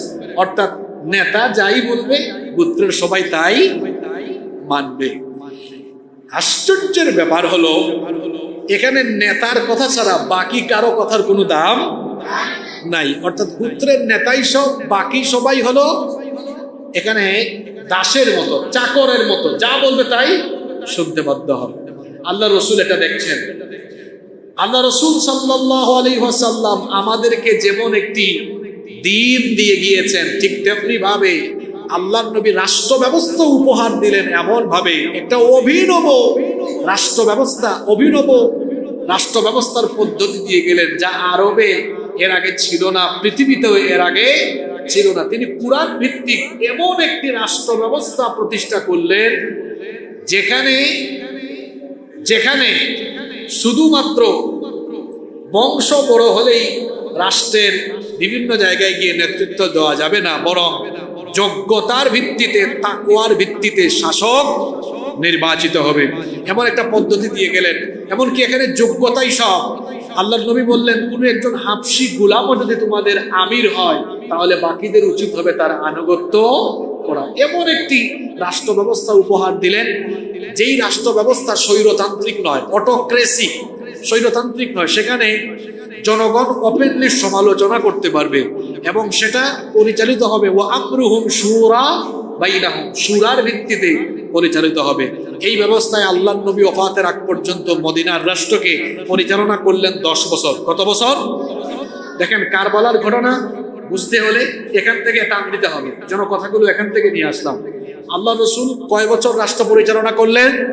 10 বছর। আল্লাহ রসুল দুনিয়া থেকে যাওয়ার আগে ওফাতের সময় সাহাবীদের কেউ কেউ কামনা করেছিলেন যে নবীজি দুনিয়া থেকে যাওয়ার আগে দেখি কাউকে শাসক হিসাবে মনোনয়ন দিয়ে যান কি যান না।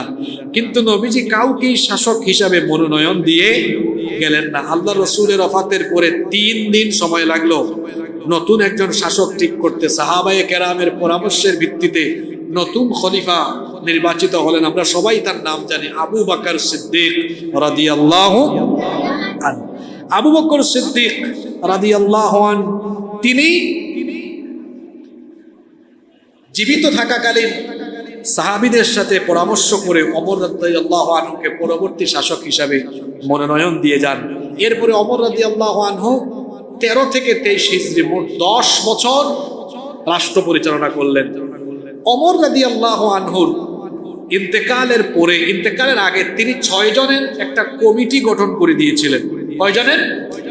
এই 6 জন ওমর রাদিয়াল্লাহু আনহুর ওফাতের পরে পরামর্শ করে জনগণের সাথে উসমান বিন আফফান রাদিয়াল্লাহু আনহুকে খলিফা হিসাবে মনোনীত করলেন।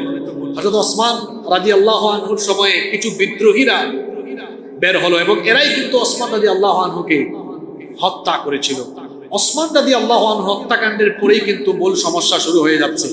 মনোযোগ আছে আপনাদের? খেয়াল করে শুনেন, এখন সমস্যা শুরু। ওসমান রাদিয়াল্লাহু আনহুর হত্যাকাণ্ডের পরে এবার হযরত আলী রাদিয়াল্লাহু আনহু খলিফা হলেন। কে খলিফা হলেন? আলী রাদিয়াল্লাহু। ওদিকে মুআবিয়া রাদিয়াল্লাহু আনহু, তিনি তখন ছিলেন সিরিয়ার গভর্নর। তিনি ওই দিক থেকে চাপ দিলেন ওসমান রাদিয়াল্লাহু আনহুর হত্যাকাণ্ডের বিচার করতে হবে। আলী রাদিয়াল্লাহু আনহু বলেন অবশ্যই এই বিচার করা হবে, কিন্তু যেহেতু সেনাবাহিনীর ভেতরেই বিদ্রোহীরা ঢুকে গিয়েছে, তার মানে আগে যদি বিদ্রোহীদেরকে দমন না করি তাহলে দেখা যাবে আমরা বিচার করতে গিয়ে আমরাও ওই পরিস্থিতিতে পড়ে যেতে পারি। সুতরাং আগে বিদ্রোহকে ঠেকায়া বিদ্রোহ মোকাবেলা করে এরপরে আমরা ওসমান রাদিয়াল্লাহু আনহু হত্যাকাণ্ডের বিচার করব। এই ঘটনাকে কেন্দ্র করে দুইটা পার্ট হয়ে যায়। লম্বা কাহিনী, জঙ্গে জামাল বা উস্তের যুদ্ধ হয়েছে, এরপরে সিফিনের যুদ্ধ হয়েছে। আলী রাদিয়াল্লাহু আনহুর ওফাতের পরে, আলী রাদিয়াল্লাহু আনহু ওফাতের আগে হাসান রাদিয়াল্লাহু আনহুকে খলিফা হিসাবে মনোনয়ন দিয়ে যান তার ছেলে ইমাম হাসান রাদিয়াল্লাহু আনহু।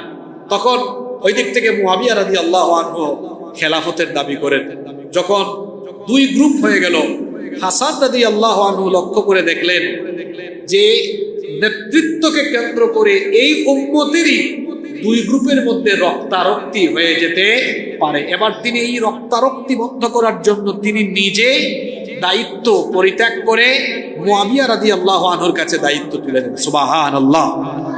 মুআবিয়া রাদিয়াল্লাহু আনহু খলিফা হয়ে গেলেন। তিনি 20 বছর রাষ্ট্র পরিচালনা করলেন। কত বছর? মুআবিয়া রাদিয়াল্লাহু আনহুর ইন্তেকালের আগে কিছু সংখ্যক নেতৃস্থানীয় সাহাবীরা তাকে এসে পরামর্শ দিলেন, আপনার তো বয়স হয়ে গিয়েছে, আপনি দুনিয়া থেকে যাওয়ার আগে আপনি একজন খলিফা মনোনয়ন দিয়ে যান। তখন তারা পরামর্শ দিলেন আপনার ছেলে ইয়াজিদ ইবনে মুআবিয়া, তাকে মনোনয়ন দিয়ে দেন। তিনি তার ছেলে ইয়াজিদকে মনোনয়ন দিলেন। মুআবিয়া রাদিয়াল্লাহু আনহুর ইন্তেকালের পরে ইয়াজিদ যখন খেলাফতের দাবি করলেন, তখন মুসলিম রাষ্ট্রের অধিকাংশ মানুষ এটা মেনে নেন, কিন্তু সিনিয়র অনেক সাহাবীরা এটা মেনে নেন নাই। কারণ অনেক সিনিয়র সাহাবীরা তখনও জীবিত ছিলেন। মদিনার অনেক মানুষ, ইরাকের মানুষ, বিশেষ করে কুফার মানুষ ইয়াজিদের খেলাফত মানতে অস্বীকার করে। ইমাম হুসাইন রাদিয়াল্লাহু আনহু ইয়াজিদের হাতে বায়াত গ্রহণ করেন নাই। এই খবর পেয়ে গিয়েছে কুফার মানুষ। এই খবর পাইছে কারা? কুফার মানুষ। কুফার মানুষ এই খবর পেয়েছে। এইদিকে ইমাম হুসাইন রাদিয়াল্লাহু আনহু তিনি মদিনায় ছিলেন, মদিনা থেকে চলে গেছেন কোথায়? মক্কায়। আর কুফার মানুষ এই খবর যখন পেল, তখন তারা ইমাম হুসাইন রাদিয়াল্লাহু আনহুর কাছে চিঠির পরে চিঠি লিখতে লাগলো, এবং একে একে তারা ইমাম হুসাইন রাদিয়াল্লাহু আনহুর কাছে 500 চিঠি লিখেছে। চিন্তা করছেন কত? 500 চিঠি লিখছে যে শুনছি আপনি ইয়াজিদের হাতে বায়াত গ্রহণ করেন নাই, আমরাও ইয়াজিদের খেলাফত মানি না, সুতরাং আমরা সবাই আপনার কাছে বায়াত করতে প্রস্তুত, আপনি কুফায় চলে আসেন। তারা চিঠি লিখতে লিখতে লিখতে লিখতে কয়শো চিঠি লিখছে? 500 চিঠি লিখেছে।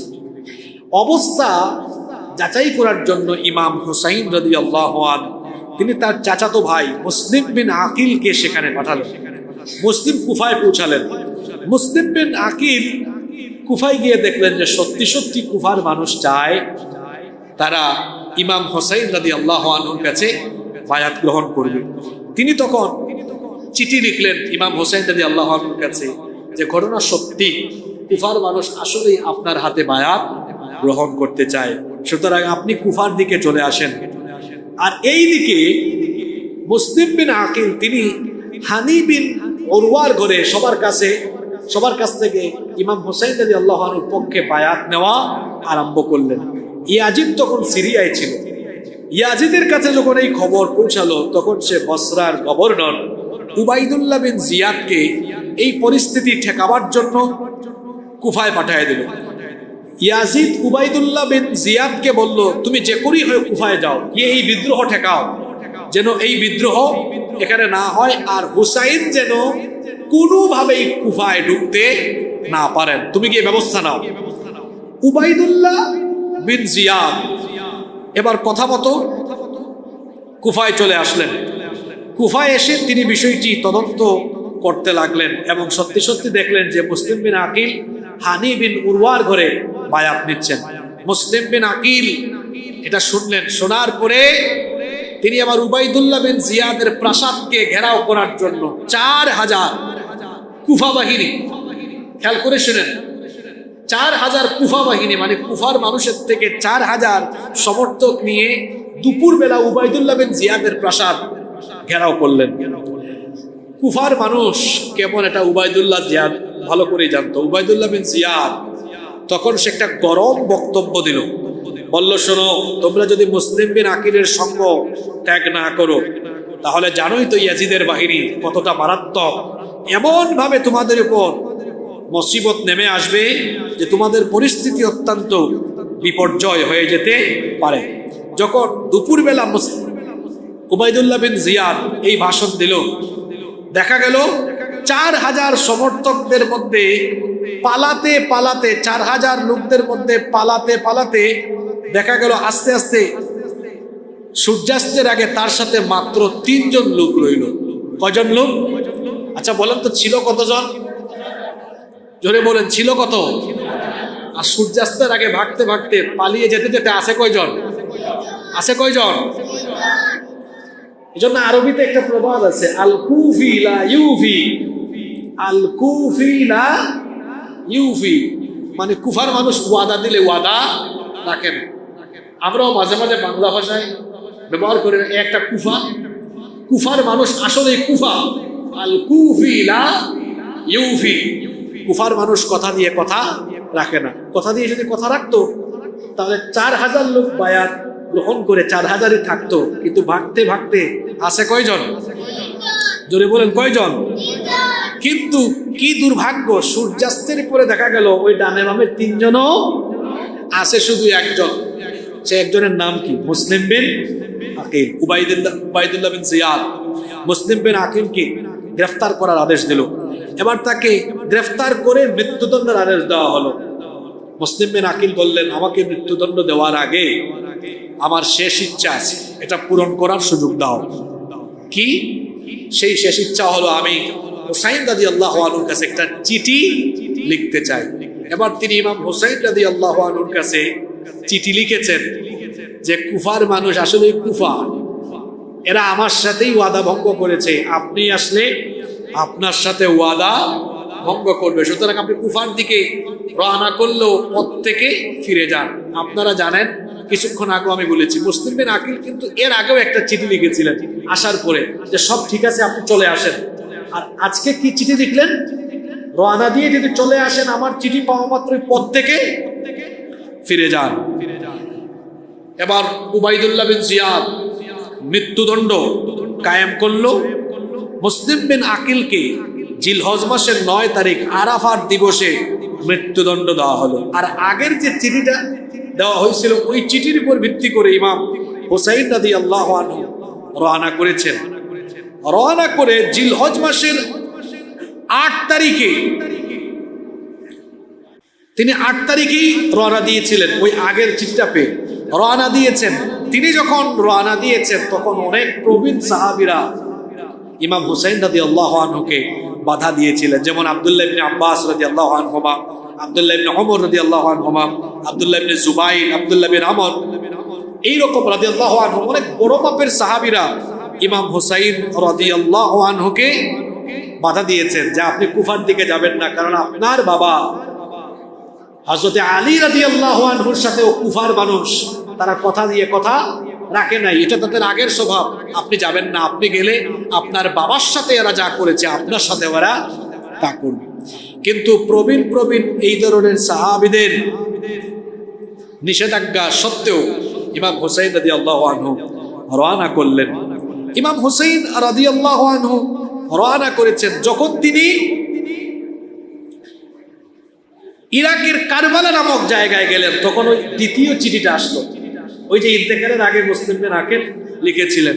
এই চিঠি পাওয়ার পরে তিনি এবার কুফার পথ ত্যাগ করলেন, কুফার দিকে আর যাবেন না সিদ্ধান্ত নিলেন। কুফার পথ ত্যাগ করে তিনি এবার সিরিয়ার দিকে অগ্রসর হলেন যে আমি সিরিয়ার দিকে যাব, গিয়ে ইয়াজিদের সাথে সরাসরি দেখা করব। কিন্তু প্রতিমধ্যে ইয়েজিদের সৈন্যরা আমর বিন সাআদ, শিমার বিন জুলজাওশান এবং হুসাইন বিন তামিমের নেতৃত্বে কারবালার প্রান্তরে সেই ইমাম হুসাইন রাদিয়াল্লাহু আনহুকে সপরিবারে ঘেরাও করলো। ইমাম হুসাইন রাদিয়াল্লাহু আনহু তখন ইয়াজিদের এই বাহিনীকে 3টা প্রস্তাব দিলেন। কয়টা প্রস্তাব শুনতেছেন নাকি আপনারা? 3টা প্রস্তাব দিলেন। প্রথম প্রস্তাব দিলেন, দেখো আমি তো এখানে যুদ্ধ করতে আসি নাই, কুফার মানুষ আমাকে দাওয়াত দিয়েছিল, আমি কুফার দিকে যাচ্ছিলাম, কিন্তু যেহেতু কুফার মানুষ তাদের কথা রাখে নাই, আমি এখন আর ওই দিকে যাচ্ছি না, সুতরাং আমাকে তোমরা ইয়াজিদের কাছে নিয়ে যাও, আমি ইয়াজিদের সাথে সাক্ষাৎ করে তার সাথে কথা বলতে চাই। এটা ছিল ওনার 1 নম্বর প্রস্তাব। 2 নম্বর প্রস্তাব দিলেন, যদি ইয়াজিদের কাছে আমাকে যেতে না দাও তাহলে আমাকে ছেড়ে দাও, আমি মদিনায় ফিরে যাব।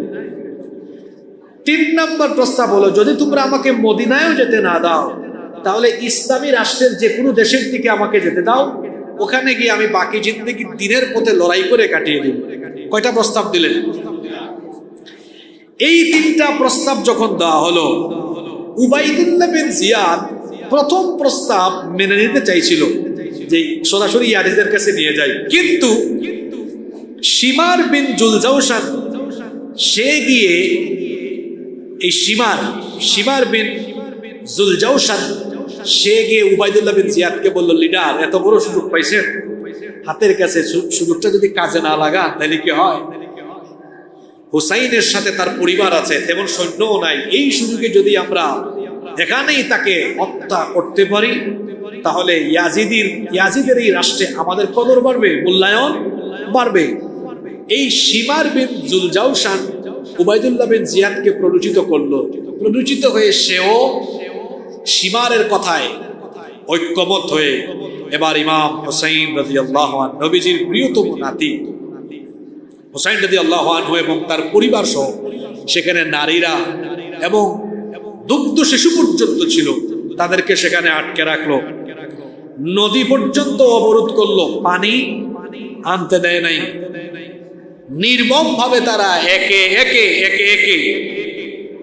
একে সবাইকে হত্যা করতে লাগলো। ইমাম হুসাইন রাদিয়াল্লাহু আনহু যতক্ষণ ওনার দেহে প্রাণ ছিল ততক্ষণ পর্যন্ত তিনি লড়াই করতে লাগলেন। একটা পর্যায়ে লড়াই করতে করতে বীরত্বের সাথে তিনিও শাহাদাতের সুধা পান করলেন, তিনিও শহীদ হয়ে গেলেন। এরপরে এই শিমার, এই নিকৃষ্ট লোকটা শিমার বিন জুলজাওশান, সে বর্ষা দিয়ে ইমাম হুসাইন রাদিয়াল্লাহু আনহুর শরীরে আঘাত করে করে তাকে ক্ষতবিক্ষত করে ইয়াজিদি বাহিনীর সম্মিলিত আক্রমণের ফলে ইমাম হুসাইন রাদিয়াল্লাহু আনহু তিনি সেখানে শাহাদাত লাভ করেন। এই শিমার এতটাই নিকৃষ্ট, এক রিওয়ায়াতে এসেছে সে নিজে ইমাম হুসাইন রাদিয়াল্লাহু আনহু, নবীজির প্রিয়তম নাতি, যার মাথা থেকে পা পর্যন্ত পুরা শরীরে রাসূলুল্লাহর চুম্বন ছিল। আল্লাহু আকবার! নবীজির খুব মহব্বতের নাতি এই 2 জন, ইমাম হাসান এবং হুসাইন রাদিয়াল্লাহু আনহুমা। নবীজি খুবই মহব্বত করতেন, এদের শরীরের এমন কোনো জায়গা নাই যেখানে নবীজির চুম্বন নাই। নবীজি এত মহব্বত তাদেরকে করেছেন। এই শিমার, নিকৃষ্ট শিমার ইমাম হুসাইন রাদিয়াল্লাহু আনহুর শরীর থেকে মাথাকে আলাদা করে দিয়েছে। তারপরে ইমাম হুসাইন রাদিয়াল্লাহু আনহু এই মাথাকে কুফার গভর্নর উবাইদুল্লাহ বিন জিয়াদের কাছে আনা হয়। এরপরে এই মাথা মুবারককে একটা থালার মধ্যে রেখে উবাইদুল্লাহ শিমার এটা কাঠি দিয়ে যখন এই নাকের মধ্যে খোঁচা দিয়ে নাড়াচাড়া করছিল, আনাস রাদিয়াল্লাহু আনহু উপস্থিত ছিলেন। তিনি বললেন, আমি আর ধৈর্য রাখতে পারলাম না, গিয়ে বললাম, যা করেছো যথেষ্ট করেছো, আর এটা করবে না। তুমি কি জানো যে লাঠি দিয়ে নাকে এবং ঠোঁটে তুমি খোঁচা মারতেছো, ওই নাকে আর ঠোঁটে আমি দেখেছি রাসূলুল্লাহ চুম্বন করেছেন। আল্লাহু আকবার! সম্মানিত উপস্থিতি, এইভাবে করে গোটা পরিবারকে সপরিবারে কারবালার প্রান্তরে নির্মম ভাবে, নিষ্ঠুর ভাবে ইয়াজিদের বাহিনী হত্যা করেছে। ইয়াজিদ ক্ষমতায় এসে থাকছে মাত্র 4 বছর। 4 বছরের কম। কয় বছর? এই 4 বছর এসে 4টা আকাম করেছে। 4 বছরে কয়টা আকাম করেছে? মানে সবচেয়ে বড় ধরনের আকাম আরো আছে। এর মধ্যে 1 নম্বর আকামটা করেছে নবীজির প্রিয়তম নাতি ইমাম হুসাইন রাদিয়াল্লাহু আনহুকে সপরিবারে তারই সেনাবাহিনী নির্মমভাবে হত্যা করেছে। আমাদের দেশে অনেক হুজুরেরা আছেন ইয়াজিদের কিছু প্রশংসা করেন, তো আমি সম্মানের সাথে তাদেরকে প্রশ্ন করতে চাই, ইয়াজিদ যদি নির্দোষী হয় তাহলে এই হত্যাকাণ্ডের সাথে যারা সম্পৃক্ত সে তাদের বিচার করলো না কেন? সে কি কারো বিচার করেছে? কথা বলেন আপনারা, সে কি কারো বিচার করেছে? তার বিচার না করাটাই প্রমাণ করে এতে তার সমর্থন ছিল, এতে তার সমর্থন ছিল। প্রথম বছর বললাম সে কি করেছে? ইমাম হোসেন রাদিয়াল্লাহু আনহুকে সপরিবারে তারই সেনাবাহিনী হত্যা করেছে। ইমাম হোসেন রাদিয়াল্লাহু আনহুকে হত্যা করার পরে মদিনায় মক্কায় বিদ্রোহ আরম্ভ হয়। এর পরের বছর এসে মদিনায় তার সেনাবাহিনী পাঠিয়ে আক্রমণ চালিয়ে লুটপাট এমনকি ধর্ষণের মতো ঘটনাও সেখানে ঘটেছে। এটা ছিল তার 2 নম্বর আকাম। পরবর্তী বছর মক্কায় আক্রমণ করেছে, এমনকি কাবা ঘরে পর্যন্ত আক্রমণ হয়েছে। চতুর্থ বছর এই ইয়াজিদ আর থাকতে পারে নাই, সে মারা গিয়েছে। ইয়াজিদের পরে তার ছেলে মুয়াবিয়া বিন ইয়াজিদ বিন মুয়াবিয়া খলিফা হয়েছে, কিন্তু সে বেশি দিন থাকতে পারে না, অল্প কয়েকদিনের মধ্যে সেও মারা গিয়েছে। যে কথাটি বলতে চাই, কারবালা থেকে প্রথম শিক্ষা হলো ইয়াজিদীয় পদ্ধতিতে যারা জুলুম চালাবে এরা আসলে ক্ষমতার জন্য এসব করলো, ক্ষমতা এরা পাবে না, ক্ষমতা থেকে এরা হারিয়ে যাবে। এই যে ইয়াজিদ তার বাহিনী হোসেন রাদিয়াল্লাহু আনহুকে সপরিবারে হত্যা করলো, মদিনায় মক্কায় হামলা চালালো, কিসের জন্য? কথা বুঝেন নাই? কিসের জন্য? এই ক্ষমতায় কি থাকতে পেরেছে? রক্তপাত করে, লুটপাট করে, চাঁদাবাজি করে, লুণ্ঠন করে, অপকর্ম করে ক্ষমতায় বেশি দিন থাকা যায় না। এটা কারবালার প্রধান শিক্ষা। এটা কারবালার কি? আপনারা ঘুমাই গেলেন নাকি? এখন আমরা ঘটনা থেকে কি মেসেজ পাচ্ছি সেটা বলছি। 1 নাম্বার, লুটতরাজ, হানাহানি, মারামারি, রক্তারক্তি, কাটাকাটি, হত্যা, লুণ্ঠন, অপকর্ম ক্ষমতার জন্য করে ক্ষমতায় থাকা যায়, খেয়াল রাখতে হবে। কারবালার 2 নাম্বার শিক্ষা হলো, কারবালার 2 নাম্বার শিক্ষা হলো ক্ষমতার জন্য লুটপাট করলে, রাহাজানি, খুনাখুনি, রক্তারক্তি, হত্যাকাণ্ড করলে যারা এটা করবে তাদের রক্ত, তাদের প্রজন্ম, তাদের কর্মী বাহিনী অর্থাৎ তাদের দল কোনোদিনও আর ক্ষমতায় আসতে পারবে। এটা কারবালার 2 নম্বর শিক্ষা। বলুন হুজুর এটা আবার কেমন শিক্ষা? বলেন তো, যে ক্ষমতার জন্য ইয়াজিদ এগুলা করেছে সেই থেকে নিয়ে আজ পর্যন্ত ইয়াজিদের বংশের কেউ কি দুনিয়ার কোথাও আর ক্ষমতা পেয়েছে? জোরে বলেন পাবে? তার নাম কি কেউ সম্মানের সাথে নেয়? তাহলে বোঝা গেল ক্ষমতার জন্য খুন, গুম, হত্যাকাণ্ড, জুলুম, রাহাজানি যারা করবে যখন পতন হবে আর কোনোদিন ক্ষমতার স্বাদ তারা পাবে। এটা আমাদের দেশের সবার জন্য শিক্ষা। যারা ক্ষমতা কেন্দ্রিক রাজনীতি করেন এই কামগুলো আকাম কুকাম করবেন, আপনার দলের নাম, আপনার নাম নেওয়ার মতো একটা মানুষও দেখবেন আর আশেপাশে থাকবে। এটা কারবালার কয় নম্বর শিক্ষা? কারবালার 3 নম্বর শিক্ষা হলো আমাদের দেশে কিছু লোক আছে দেখবেন মুহররম মাস আসলে শুধু হাই হাসান হাই হুসেন করে, আর শিয়ারা তাজিয়া মিছিল বের করে একদম নিজেদের শরীরকে তারা নিজেরাই রক্তাক্ত করে ফেলে। এবং তারা বলবে, আপনারা এই চট্টগ্রামেও দেখবেন, চট্টগ্রামেও হুসাইনি আদর্শের সৈনিকের অভাব নাই, মানে এটা মুখে মুখে বলে আমরা হুসাইনি সৈনিক, স্লোগান দেয় না? আপনাদের আশেপাশেও থাকতে পারে। তো হুসাইনের সৈনিক হলে ইমাম হুসাইন রাদিয়াল্লাহু আনহুর আদর্শ নিতে হবে। সেই আদর্শ কি?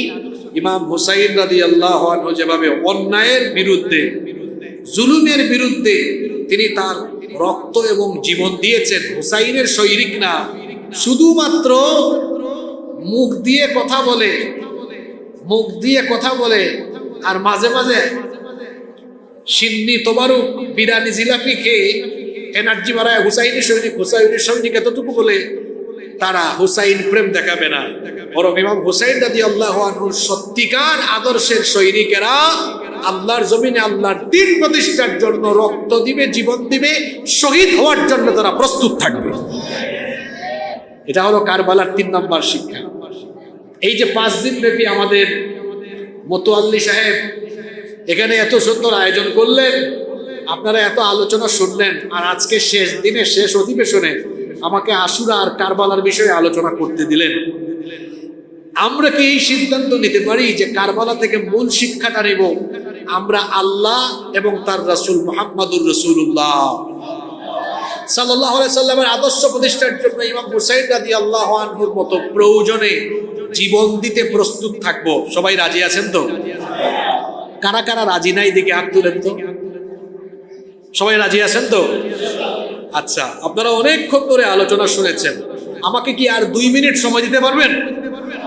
হিসাব এবং বিচার নেওয়া হবে কি হবে না?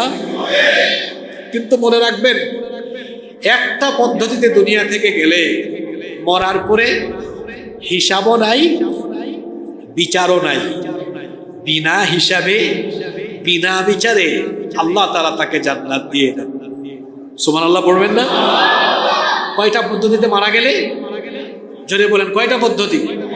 এই পদ্ধতিতে দুনিয়া থেকে গেলে কি নাই? হিসাবও নাই, বিচারও। এরকম মৌত আপনারা চান কি? এরকম মৌত আপনারা চান তো? যে হিসাবও হবে না, বিচারও, এবং বিনা হিসাবে বিনা বিচারে জান্নাত, এরকম মৌত আপনারা চান? সবাই মনে হয় চান না? চান। সেটা কি? সেটা হলো শাহাদাতের মৌত। আল্লাহ নবী বলেছেন, যেই ব্যক্তি শাহাদাতের মৌতের মাধ্যমে দুনিয়া থেকে বিদায় নেবে, আল্লাহ তাআলা ওই ব্যক্তির কাছ থেকে কোনো হিসাব নেবেন না, বিচারও করবেন না। শহীদদেরকে আল্লাহ তাআলা বিনা বিচারে বিনা হিসাবে জান্নাত দিয়ে দিবে। এখন আমরা এই মসজিদে যারা আছি, শহীদ হওয়ার সুযোগ সবাই কেউ কেউ পেতে পারি, কেউ নাও পেতে পারি। কিন্তু আপনাদেরকে এমন একটা আমল, এমন একটা কৌশল শিখাই দিব, এই আমল আমাদের মধ্যে থাকলে সবাইকেই আল্লাহ শাহাদাতের মর্যাদা দিয়ে দিবেন ইনশাআল্লাহ। সে আমলটার কথা কি বলবো? সেটা অত বড় কিছু না, সেটা হলো তামান্না, আকাঙ্ক্ষা অন্তরের মধ্যে লালন করা, সব সময় এই কথাটা অন্তরে রাখা, আল্লাহ গো আমাকে শাহাদাতের মৌত দিও। যেমন করে নবীজি এবং তার সাহাবীরাও দোয়া করতেন। ওমর রাদিয়াল্লাহু আনহুর নাম আমরা জানি, তিনি যখনই হাত তুলতেন দোয়া করতেন, তখনই তিনি বলতেন, আল্লাহুম্মা রযুকনি শাহাদাতান ফি সাবিলিক ওয়াজআল মাউতি ফি বালাদি রাসূলিক। হে আল্লাহ, তুমি ওমরকে রাসূলের শহরে মৃত্যু দিও, আর মৃত্যুর সময় শাহাদাতের মৃত্যু দিয়ে দিও। অন্তরের মধ্যে সাহাবীরা শাহাদাতের তামান্না লালন করতেন। তার কারণ হলো আল্লাহর নবী বলেছেন, মান সাআলাল্লাহু শাহাদাতি বিসিদকিন বাল্লাগাহুল্লাহু মানাজিলাশ শুহাদাই ওয়া ইম্মাতা আলা ফিরাশিহি। আল্লাহর নবী বলেছেন, যে ব্যক্তি তার অন্তরের মধ্যে শাহাদাতের চেতনা রাখবে, শাহাদাতের তামান্না রাখবে, সেই ব্যক্তি যদি শহীদ না হয়, বিছানায়ও স্বাভাবিক মৃত্যুবরণ করে, অন্তরের মধ্যে শাহাদাতের তামান্না থাকার কারণে মরার পরে আল্লাহ তাকে শাহাদাতের মর্যাদা দিয়ে দিবে। তাহলে অন্তরে শাহাদাতের চেতনা, শাহাদাতের তামান্না আমরা লালন করব তো ইনশাআল্লাহ। তাহলে কারবালা থেকে সর্বশেষ যে শিক্ষা নিয়ে আমরা আজকে বাড়ি যাব, সেটা হচ্ছে আমরা শহীদ হওয়ার জন্য অন্তরে সবসময় তামান্না রাখবো ইনশাআল্লাহ। অনেক কথা বললাম, আশুরা এবং কারবালা থেকে আমরা আলোচনা করলাম, এর তাৎপর্য জানলাম, এবং আশুরা আর কারবালা থেকে আমাদের জন্য কি শিক্ষা আছে সেগুলো আমরা জানলাম। আল্লাহ তাআলা আমাদেরকে আশুরা ও কারবালা থেকে যে শিক্ষাগুলো আছে সেগুলো আমাদেরকে বাস্তব জীবনে প্রতিফলিত করবার তৌফিক দান করেন, আমরা সবাই বলি আমিন।